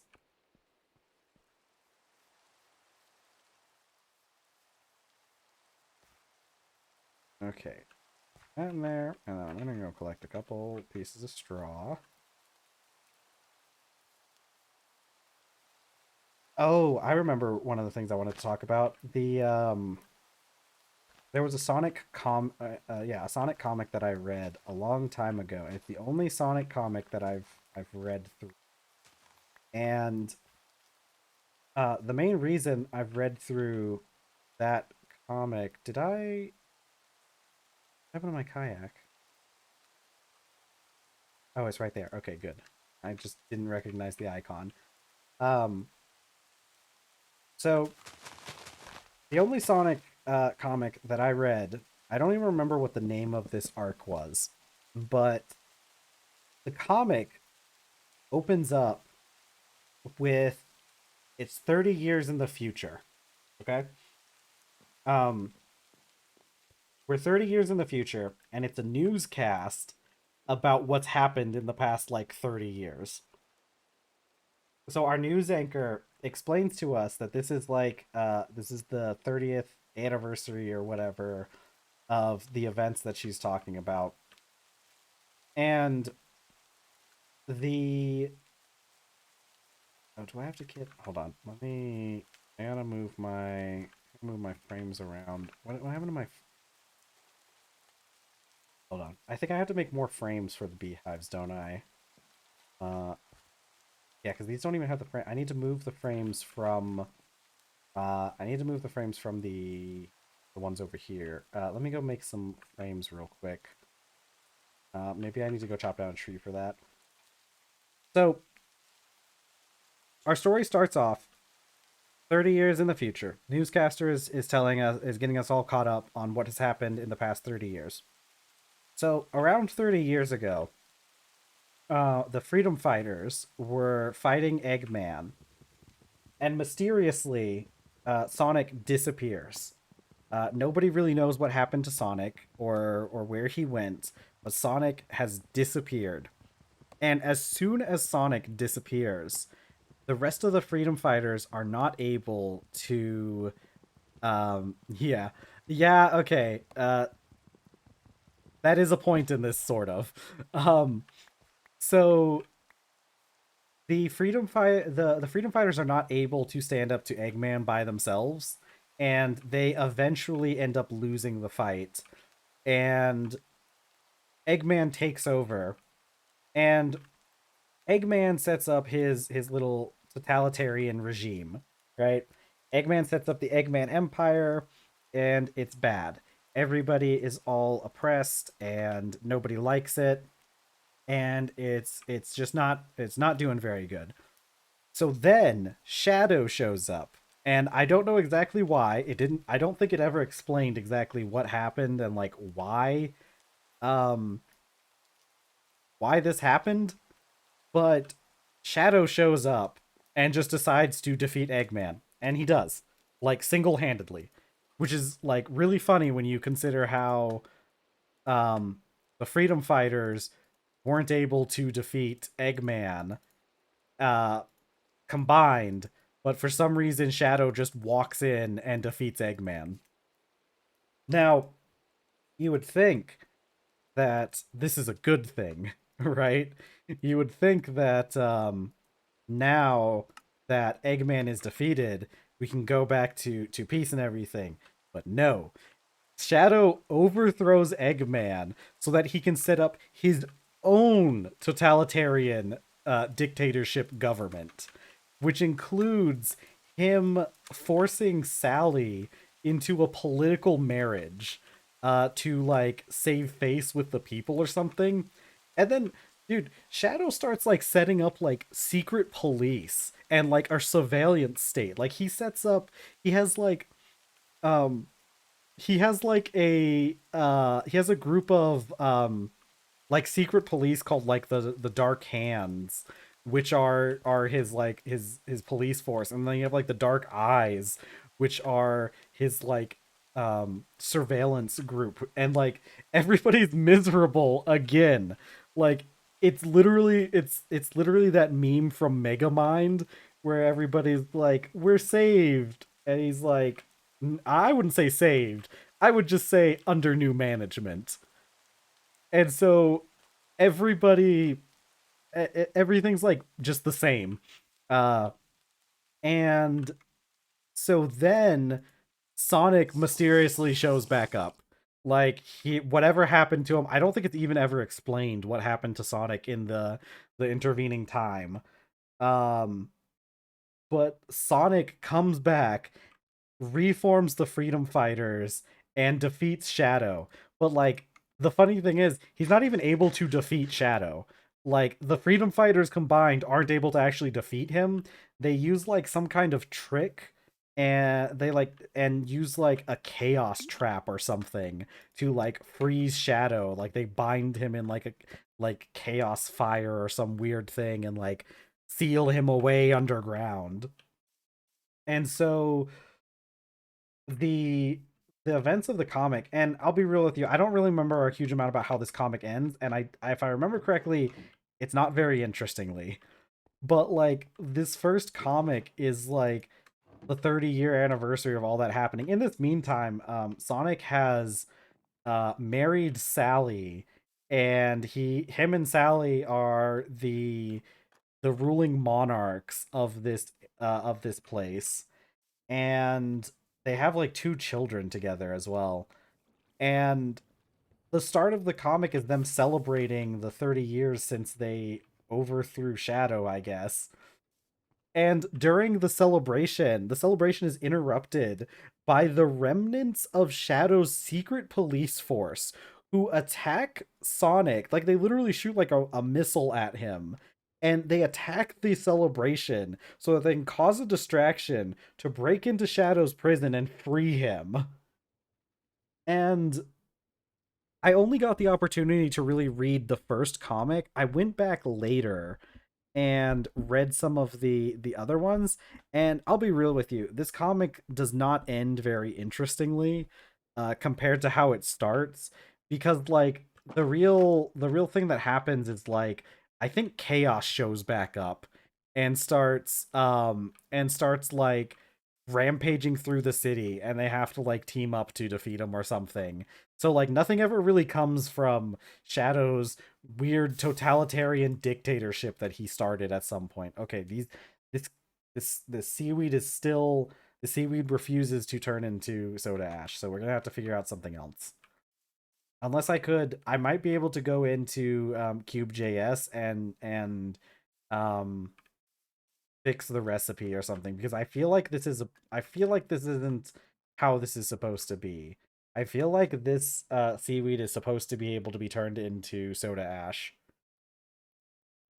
I don't remember that actually. I'm not super familiar with a huge amount of the comics. Or Charmy and Chaotix in general. I just remember him being the guy who was featured in Sonic Heroes and who showed up a couple times in Shadow the Hedgehog. But I know that the comics get wild. I know there's oh, a hot dog. That would probably be the best way to get a character in a Sonic franchise. You know, you could probably take out Sonic that way too. Like, if Eggman just like spiked Sonic's chili dog, he'd probably win. We got some CIA plots coming forward with like the Castro poisoned milkshake thing. Actually, wasn't that a plot? Didn't the CIA try that something like that with Castro too? Like dosing him with like a large amount of some recreational drug. I'd have to look into my history a bit. Okay. I need soda ash. I desperately need soda ash to make reinforced glass. Um maybe I'll do that this weekend. I think this weekend I think I'll go into Cube.js and set a recipe so that I can turn this actual normal seaweed. Where's my Can I do commands in this? I don't think I can. Cube.js hand. That's probably why. I'm betting that somewhere in the files, maybe it does something for something that's not the ground cover one. I'm I don't remember. I'll have to look into this weekend. I'm going to look into doing the Cube.js recipes for heating in TerrafirmaCraft because I don't remember those off the top of my head. I'm going to add in a way to turn that seaweed into soda ash because there's really not a reason why I shouldn't be able to do that. I don't even know where to get fresh seaweed. Okay. What have I been doing for all this time? I've just been working on those the greenhouse. Can't make reinforced glass. I want reinforced glass. I don't think an arc furnace is in our near future. Actually, this isn't even that expensive, is it? What does the quest say about the low voltage age? Lathe, bender, polarizer, turbocharger. See, the kelp flower I'm pretty sure does work. It's just I can't find any of the things. Um, I would have to go out. You know what? Let's do that. Okay, I'm gonna go out in this direction, and I'm going to be trying to find bismuth while I'm at it, because I still need to find bismuth for the blue steel. So I'm gonna try and find bismuth, and then once it gets morning, I'll try going um out into the ocean and seeing if I can find kelp flowers, because like I just have not been finding any kelp flowers in this area that I'm at. But I know that kelp flowers work because I did have some kelp flowers, because I came here from when I came here from Spawn, I found some kelp flowers along the way and made sure to collect them. And I did use them to make soda ash, but I didn't realize they were going to be this important later on. So we're keeping an eye out for bismuth, and we're gonna go try to find kelp flowers. Okay. Yeah, I played when I did Sonic, or when I did Shadow Generations, I played that on the well, I played it a bit on my computer at first. I also played it on the Steam Deck. It was a pretty good game on the Steam Deck. So that was really fun. I'm trying to think of the other games I've played recently. I don't know. I've been playing RimWorld a bit recently. Been trying to get a colony to the end game with that. Oh, here's the bismuth. Here's bismuth. Okay, we have found bismuth. Let's put down a marker. Where's my saw? And I appear to have left my saw on the why do I have my gem saw on me? Okay, there it is. Couldn't find my saw. Let's see. We'll do 4 pieces. And then I'll put a marker here so I can find this more easily later. And then over here, I'll start digging down. Oh wait, do I have ladders on me? I don't have ladders on me. Okay. I put that marker there so we know where the bismuth is. Let's go to the ocean and see if we can get some kelp flowers. And then we can come back later to get the bismuth once we have some ladders. So let's see. I've been playing RimWorld. RimWorld's actually like one of the games that I have the most hours in. I'm almost up to 1,000 hours in RimWorld on Steam. So that's been pretty fun. My most recent colony I've made, I decided to make a colony that worships vampires. We don't have any vampires yet, though, unfortunately. But I'm hoping that liking vampires means that maybe a vampire will join the colony, and then they can offer protection to us. And that's really just what I want, because my colonies keep having issues with things coming in and fighting me. And if I had some strong vampires around to protect me, then maybe that wouldn't happen. And I can do that with other colonists, but like vampires are just very good in that game. So I'd like to have some vampires. Speaking of vampires, another game I really like is V Rising is another really good game that I've played. That honestly, I think V Rising might be one of my favorite games overall, just because the mechanics of that game are really good. All the building and everything, and ow, coral. It's a good game. It's they do a lot of really good mechanics in it, and like one of the big things that makes me like the game so much is like there's small like quality of life things that some survival games don't do very well. Because like a core mechanic in a lot of survival games is you have different resources that you need to collect, and you have different tools that you use to collect the different resources.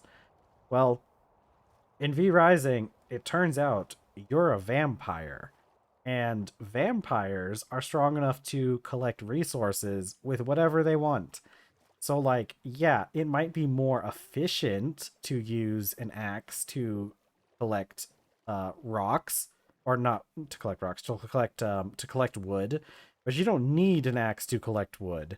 And it's not like the difference between like speed for collecting resources isn't so great that it really affects you if you don't have the proper tools.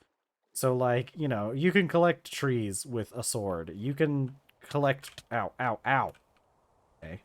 That destroyed my boat, but I just picked it back up. Um ow. Coral is sharp. I just want to see what's on this island. Um but it's really nice being able to like you don't necessarily have to have the extra tools. You can, and it does help if you're going after a specific resource, but you don't have to have them. And it's like that extra freedom is very nice. Um, a lot of the building and everything's good. I mean, it's much more like hack and slash style. See, here's more bismuth. Pick up bismuth while I'm here, can't I? Rocks. Um, So it's much more, but it has like a much more like arcadey feel, which I feel like a lot of survival games, a lot of survival games tend to lack in combat. I think the only other real good example of um, survival games that also have like extremely fun combat is probably like a Valheim, which is another game that I'm really excited for Valheim to get released to its full version.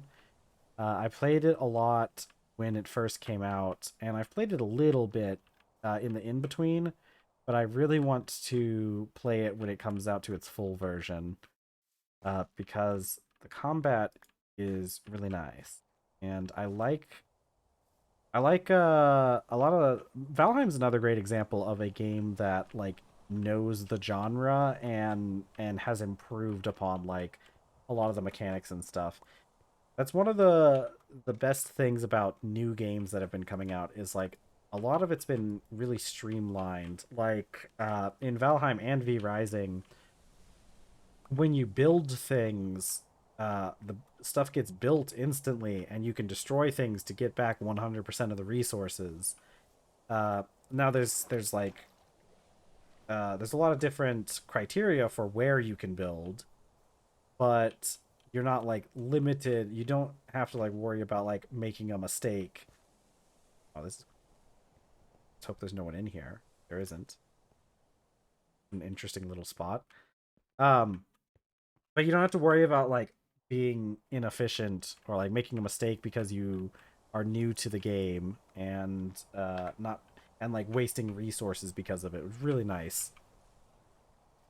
They had V Rising had a they had a crossover with Castlevania actually, which is crazy, like an official crossover with Castlevania.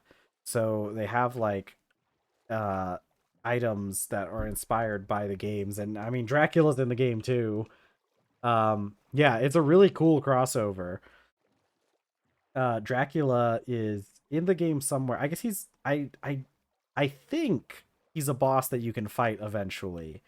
I don't quite remember, but I know there's like this mechanic where there's like incursions in the world from like Dracula. So like there's these vampires, like there's like a vampire cabal that like follows him and summons demons into the world from Dracula.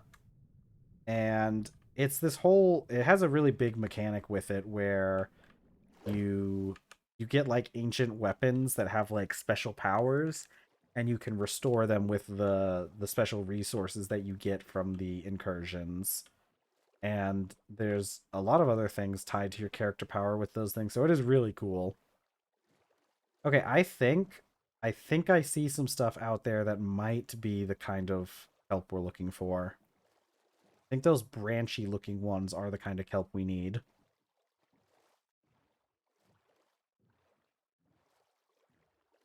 Okay, so we're gonna boat out. Yeah, these are the ones I've been looking for.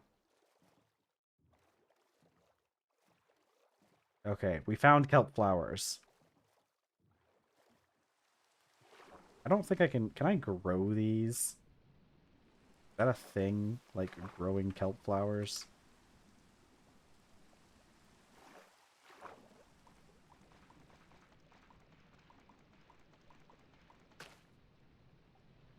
Okay.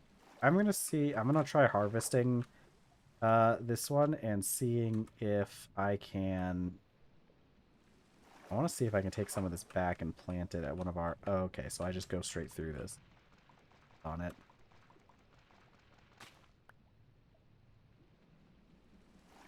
Alright, I'm gonna go cut it down at the root and see if I can collect some more of these. Oh, this is deep. Alright, that got me nothing. Yay! Alright. Note to self, do not destroy those.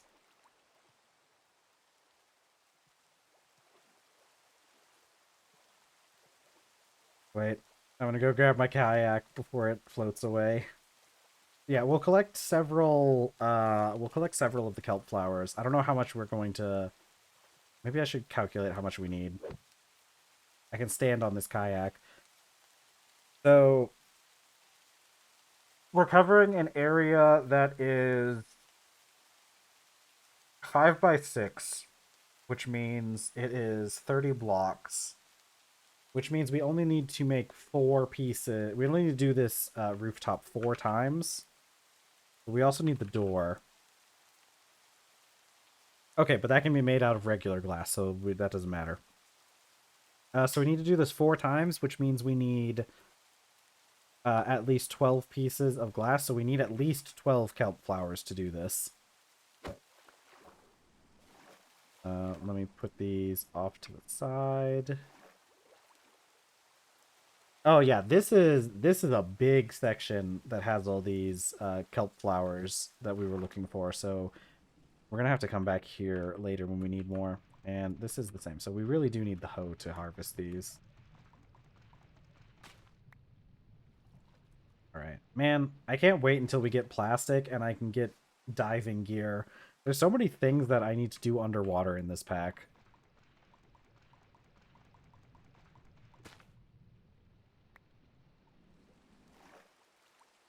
Okay. We got 4 so far. So this is just going to be us doing this for a little bit. I'm going to get some water from the sky.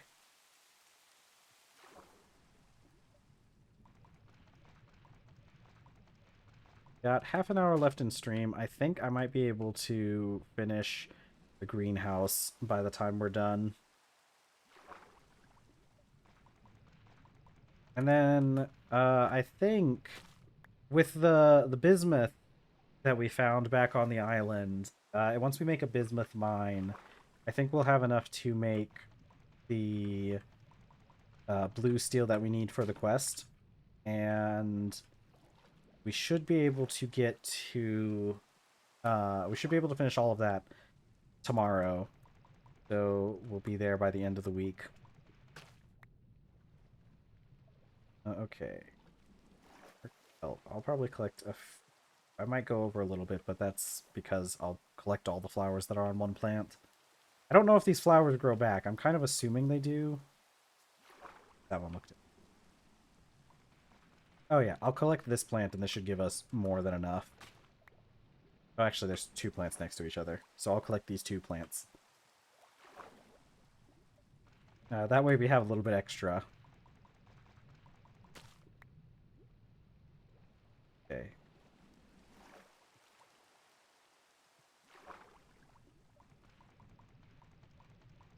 Yeah, I really like V Rising because it gives you a lot of... You get a lot of, like, customization options for your build in that game. Because it's one of those games where, like, you have different weapons, and each different weapon has a set of skills that it can use. And so that's, like, the first thing. And then you have a set of spells. You can have 2 spells equipped, and then you get 1, like, dash ability. And there's all these different classifications of magic. So you have, like... Why am I... Okay, wait. I think I was, like, horizontal. You have, like, unholy magic, blood magic, frost magic, a few other ones. And each one has, like, its own, like, special secondary thing that it does. And so, like, blood magic, for example, it inflicts something called leech.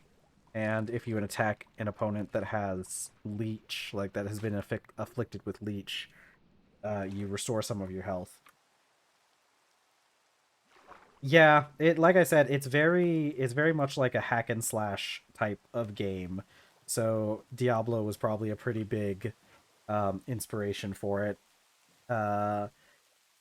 And the different spells, so like you get like you unlock a bunch of different spells because like the core gameplay loop in V Rising is there are these people called V Bloods, which are particularly powerful creatures that you need to hunt down and defeat in order to get to unlock new things. So they're just bosses, and you can track them. And some of them spawn in specific arenas, but some of them wander around, which is a really cool mechanic of the game.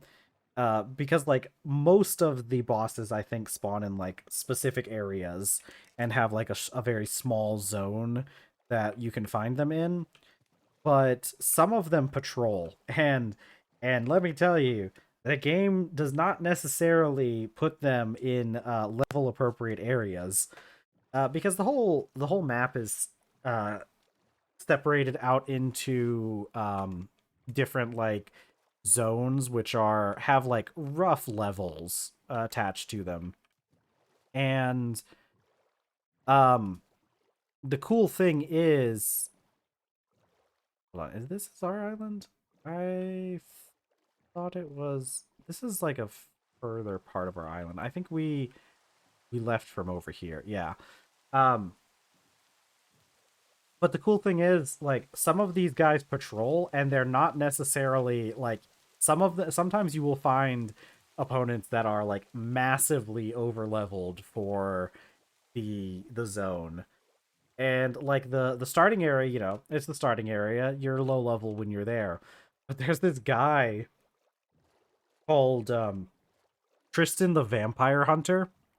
And so the game works with like item levels like you would see in a lot of RPG games nowadays. And your item level, like the difference between your item level affects um yeah. Uh the difference in your item level affects like how much damage you deal and how much damage you take from a target, or to a target, not respectively. And so, when you start off, you're maybe like item level 10-ish. Tristan is like item level 40, and it takes a while before you get to item level 40. So, like, early on in the game, uh, sometimes you'll just run across this massively overpowered vampire hunter. And if you engage with him, he will absolutely body you. There is no chance of you surviving an early game encounter with this guy. And I think that's a really cool mechanic because it makes your opponents feel much more like worthy. Like it's much more, um, they feel more dangerous, right? Because it's not just a constant you being stronger than your opponents type thing or being on par with the opponents. Like this guy is massively over leveled compared to you, and it makes it so much more satisfying when you eventually get to the level where you can defeat him, because he really does just like have a habit of showing up. Like he even patrols around areas where some other bosses spawn, because there'll be like, he patrols the roads and he'll pass by certain camps where you have other bosses. So there, it is likely that you could be fighting a boss and all of a sudden Tristan shows up because he was passing by, and you just have to disengage and leave. Which luckily, this game, uh one of the great things about this game is it is always pretty easy to disengage. Yeah, it kind of is like how the Souls games are. Yeah, now that you mention it, because sometimes in those games you definitely run into, yeah, and Elden Ring, since you can run into very overleveled bosses. Um, but like yeah, sometimes it's a very common occurrence for like new players or when you first start playing the game to be like fighting a boss and then all of a sudden here comes Tristan. Uh, but like one of the good things about the game that I really like about it is very difficult to like actually die in the game, because you always have options to let you escape. Um, and the game is pretty forgiving with stuff. The only way that you really end up dying is that you like overcommit, or ow. The only ways you die are like overcommitting to fights. And sometimes you can get like surrounded. There's definitely some areas later on where the density of enemies is so big that you could still end up dying because you just get overwhelmed. But for a good portion of the game, it's pretty easy. because like I mentioned earlier, you get to pick a dash ability, and the dash abilities do work slightly different based on like what school of magic you're using, because you have like the different ones you can use. I'm gonna go spend a piece of charcoal and just heat all this stuff up in the forge. I think this is the one where, yeah, because this is the one where it turns into dried kelp, and then dried kelp turns into soda ash. Oh, I forgot that I didn't realize each one of these gave us 3. I didn't necessarily have to collect that many, but that's fine. And I don't think there's any other use for these things. I'm going to keep a single one in case I find out later that I can grow these. So the dash abilities, they have slight variations based on the school of magic, but they all generally act close to the same. Each one, when you dash in like the direction that you're moving, and you also leave behind a clone of yourself, or like an illusion of yourself. And the enemies will try and attack that illusion. So, and you go invisible for a little bit while you're like after you dash. So, like I said, you almost always have a way to escape a fight. Like you can pretty much always get out. Yeah, the dash mechanics are really nice, and probably the best part of the game is the dash mechanics. I think the game would be significantly lower quality if dashing didn't work the way that it did. And you can do some like really cool things with the dashes too. My favorite one is like the illusion, because there's an illusion school of magic, and the illusion magic dash, you can recast it to jump back to your clone. And that one, obviously this one's so cool because like you can dash out of an area to like dodge an attack and then jump back to resume attacking. It's definitely the coolest, most useful out of the dashes. Because the other ones mostly afflict like status effects. Like the one that you get at the beginning is the blood magic dash, and I think like, oh, actually that one doesn't. So that they don't inflict it when you when they attack the clone.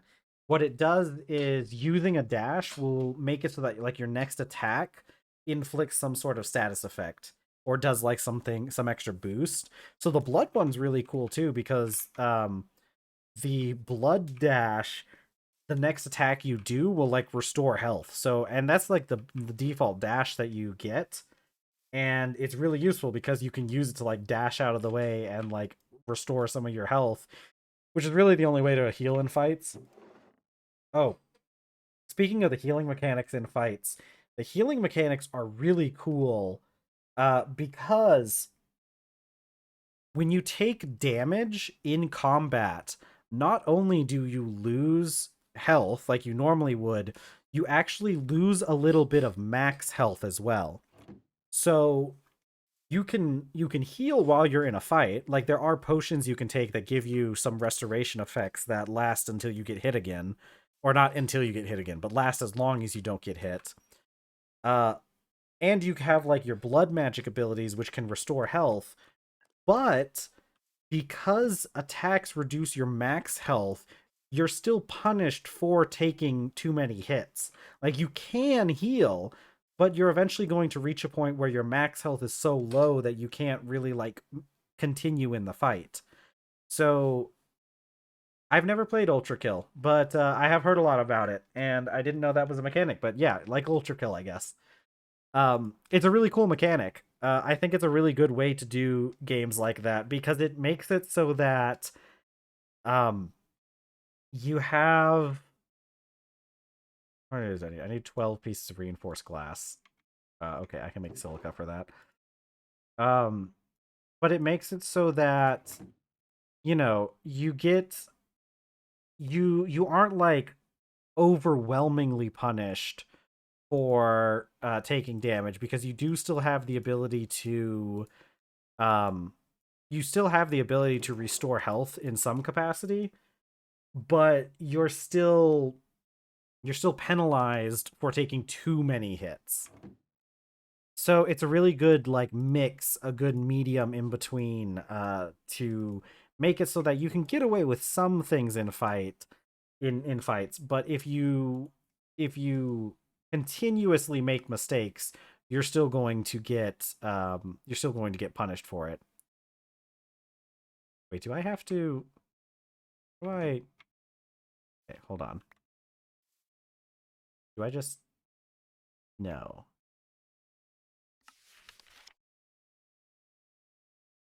Wait, okay, hold on. Coloring glass. Okay, I don't care about that. Uh glass working. Paddle.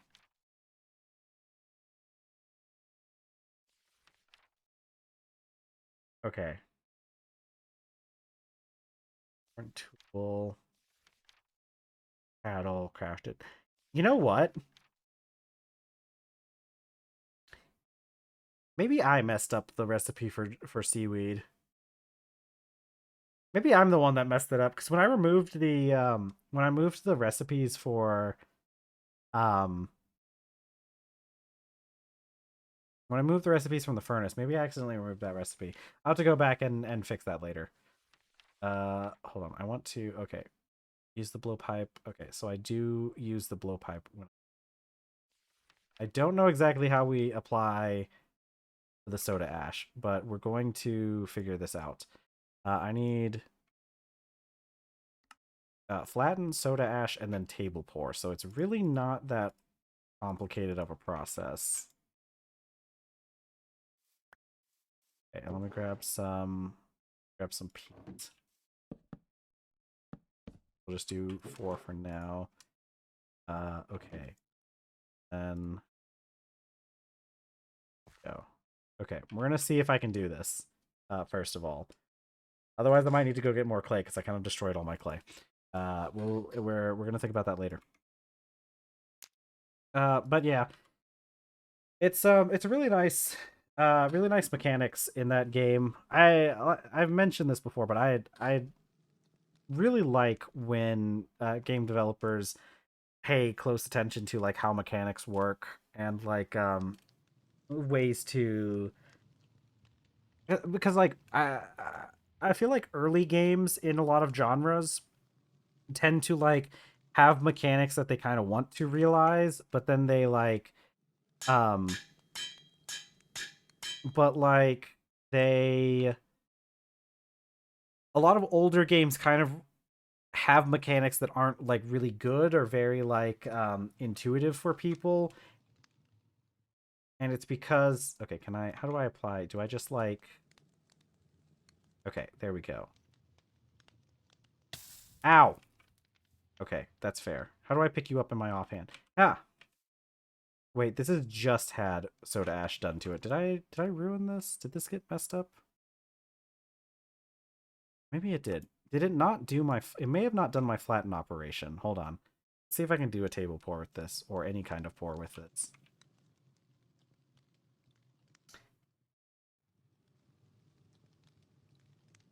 Okay. Interesting. I have done something. That is not what we wanted, but okay. How did I mess that up? Hold on. I've got to focus on this now. Um, I think it didn't take the flatten action. Wait. Do I? Okay, hold on. No, that doesn't make sense. Hold on. Okay. Silica glass batch. Paddle. Flatten. Okay, so you've been flattened.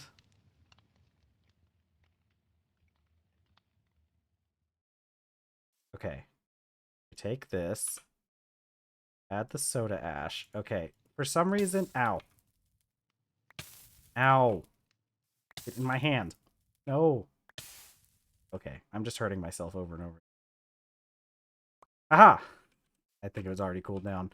Um, okay, for some reason it didn't take my flatten action before, and I think that was the only issue. I'll have to make a little bit more of the silica blend, but that's fine. Okay, okay, so flatten. Okay, this time it ended up. It just for some reason it didn't take the action the first time.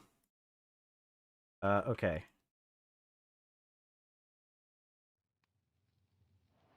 All right, I'm gonna put this on here while I make some more glass.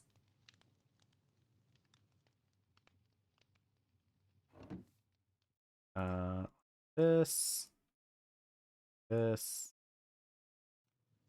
I'll put this reinforced glass down here. Okay. All right. Latin. I'm pretty sure I can just add the soda ash like this. Yeah.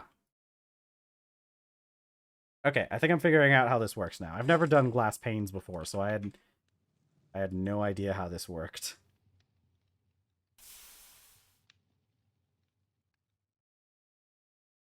Yeah, like that, and then this up. Cut this. Okay. This reinforced glass isn't nearly as difficult to make as I was anticipating it to be. Um that's good.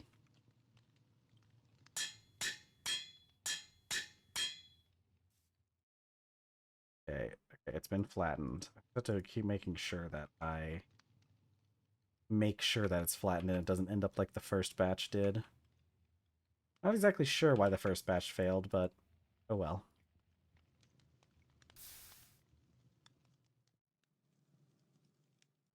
Okay.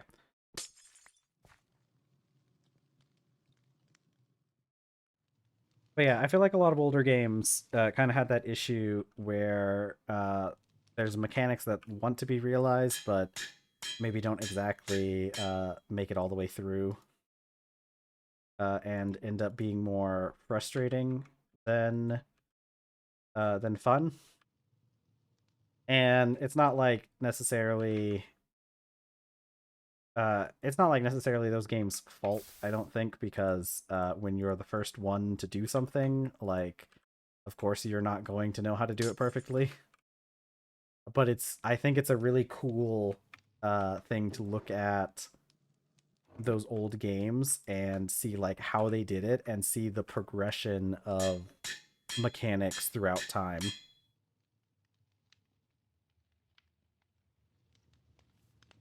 That in there. Because like there's like one of the big things that have been kind of going on has been happening recently with games that I think is really cool is the fact that we've switched over to like the glyph uh notation for controllers, which you didn't really see at all until Nintendo did it. And it's really cool because like Nintendo had a very good reason to introduce the glyph system. Did I not? Okay, I didn't. Oh. That's probably why that first one messed up. I probably didn't hold the button long enough. So like Nintendo obviously had like a really good reason to do um the glyph notation in their games because they made those Joy-Cons, and despite the fact that the Joy-Cons themselves ended up like kind of not being a good controller because like they just kind of weren't made very well, I guess, because they suffer from like Joy-Con drift and stuff like that. But I think the concept for Joy-Cons are actually like is really good. Like you have these controllers that attach to the sides of the console, and they themselves are half of a controller, and you can use them separately, and then you have your one controller gets turned into two controllers. uh because like a lot of the games that they have, like if you make your game properly, or not properly, but like you make your game with that kind of like controller in mind, then like there's a lot of really cool things you can do with it. Like a lot of the like Mario Party games and stuff, I think do a pretty good job of that, making it so that you can play with just the four face buttons and um a single what's it stick a single joystick, because like a lot of games can be made to just work with that limited number. Being able to sit on the couch with my hands whenever. Oh yeah, no, I actually, that's a really good point too. I wasn't even going to mention that, but I agree. It is really cool being able to just have like the two separate halves of the controller, one in each hand, and just have that be your controller, because now you don't have to like have your hands together in order to be playing a game. It is very nice for like the comfy gaming stuff. Uh so it is, that alone is also a really great thing about the Joy-Cons. But you know, Nintendo had to like do the glyph system when they were creating Joy-Cons, because like they had to make it so that their games would be easy to understand regardless of which controller you were using. Because like technically speaking, the even though the buttons are mostly the same, they are technically different between the two Joy Cons, right? Because one has like the directional pad and the other has the face buttons. And so they had to invent that glyph system of doing things so that people wouldn't get confused.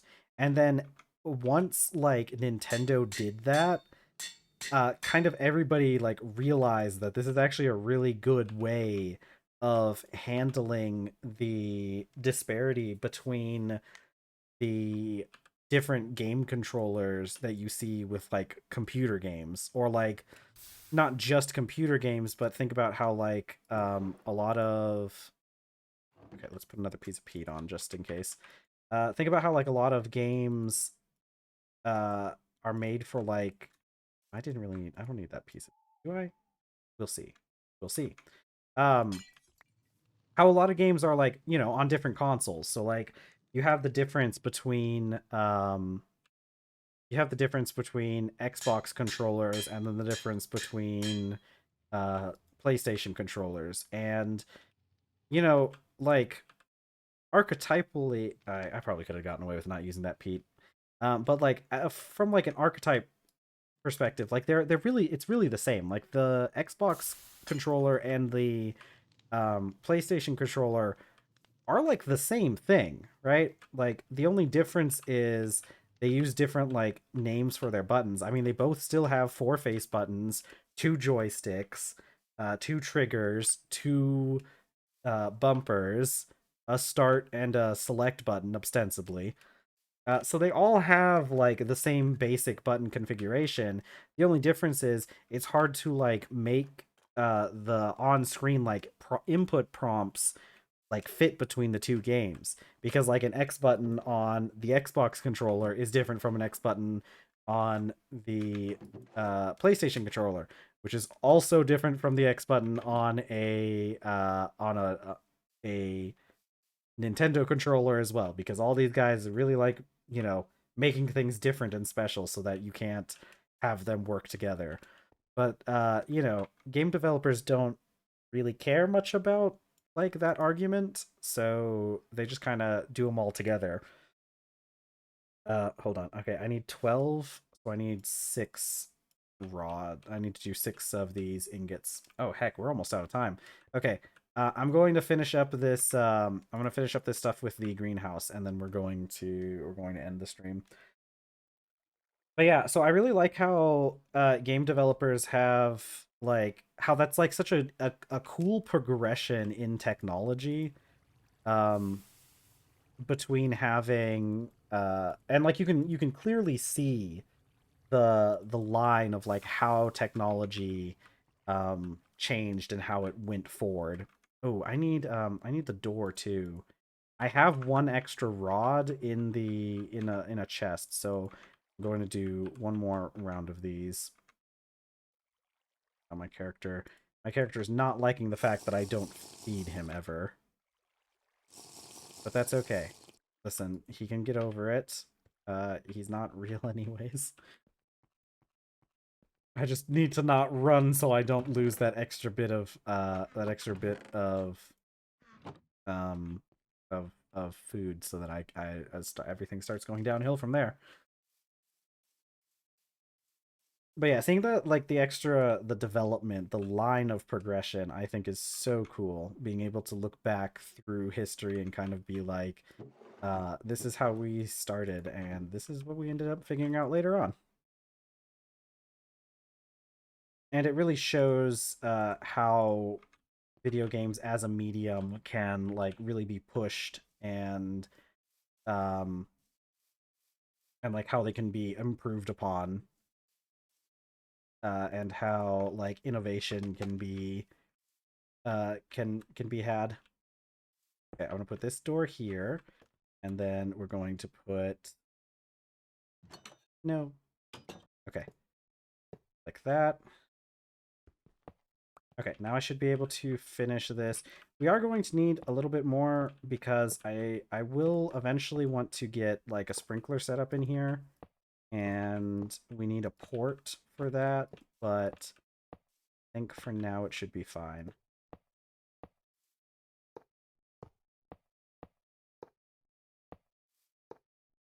That, and bam, and bam. We have one left over, and there we go.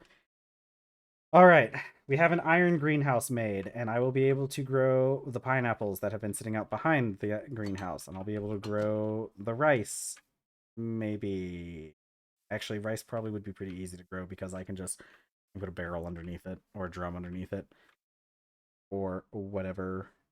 Okay, I'm not going to bother with this because we are already past our time. My character is starting to get hungry. Things are going grayscale. I know, it's very exciting.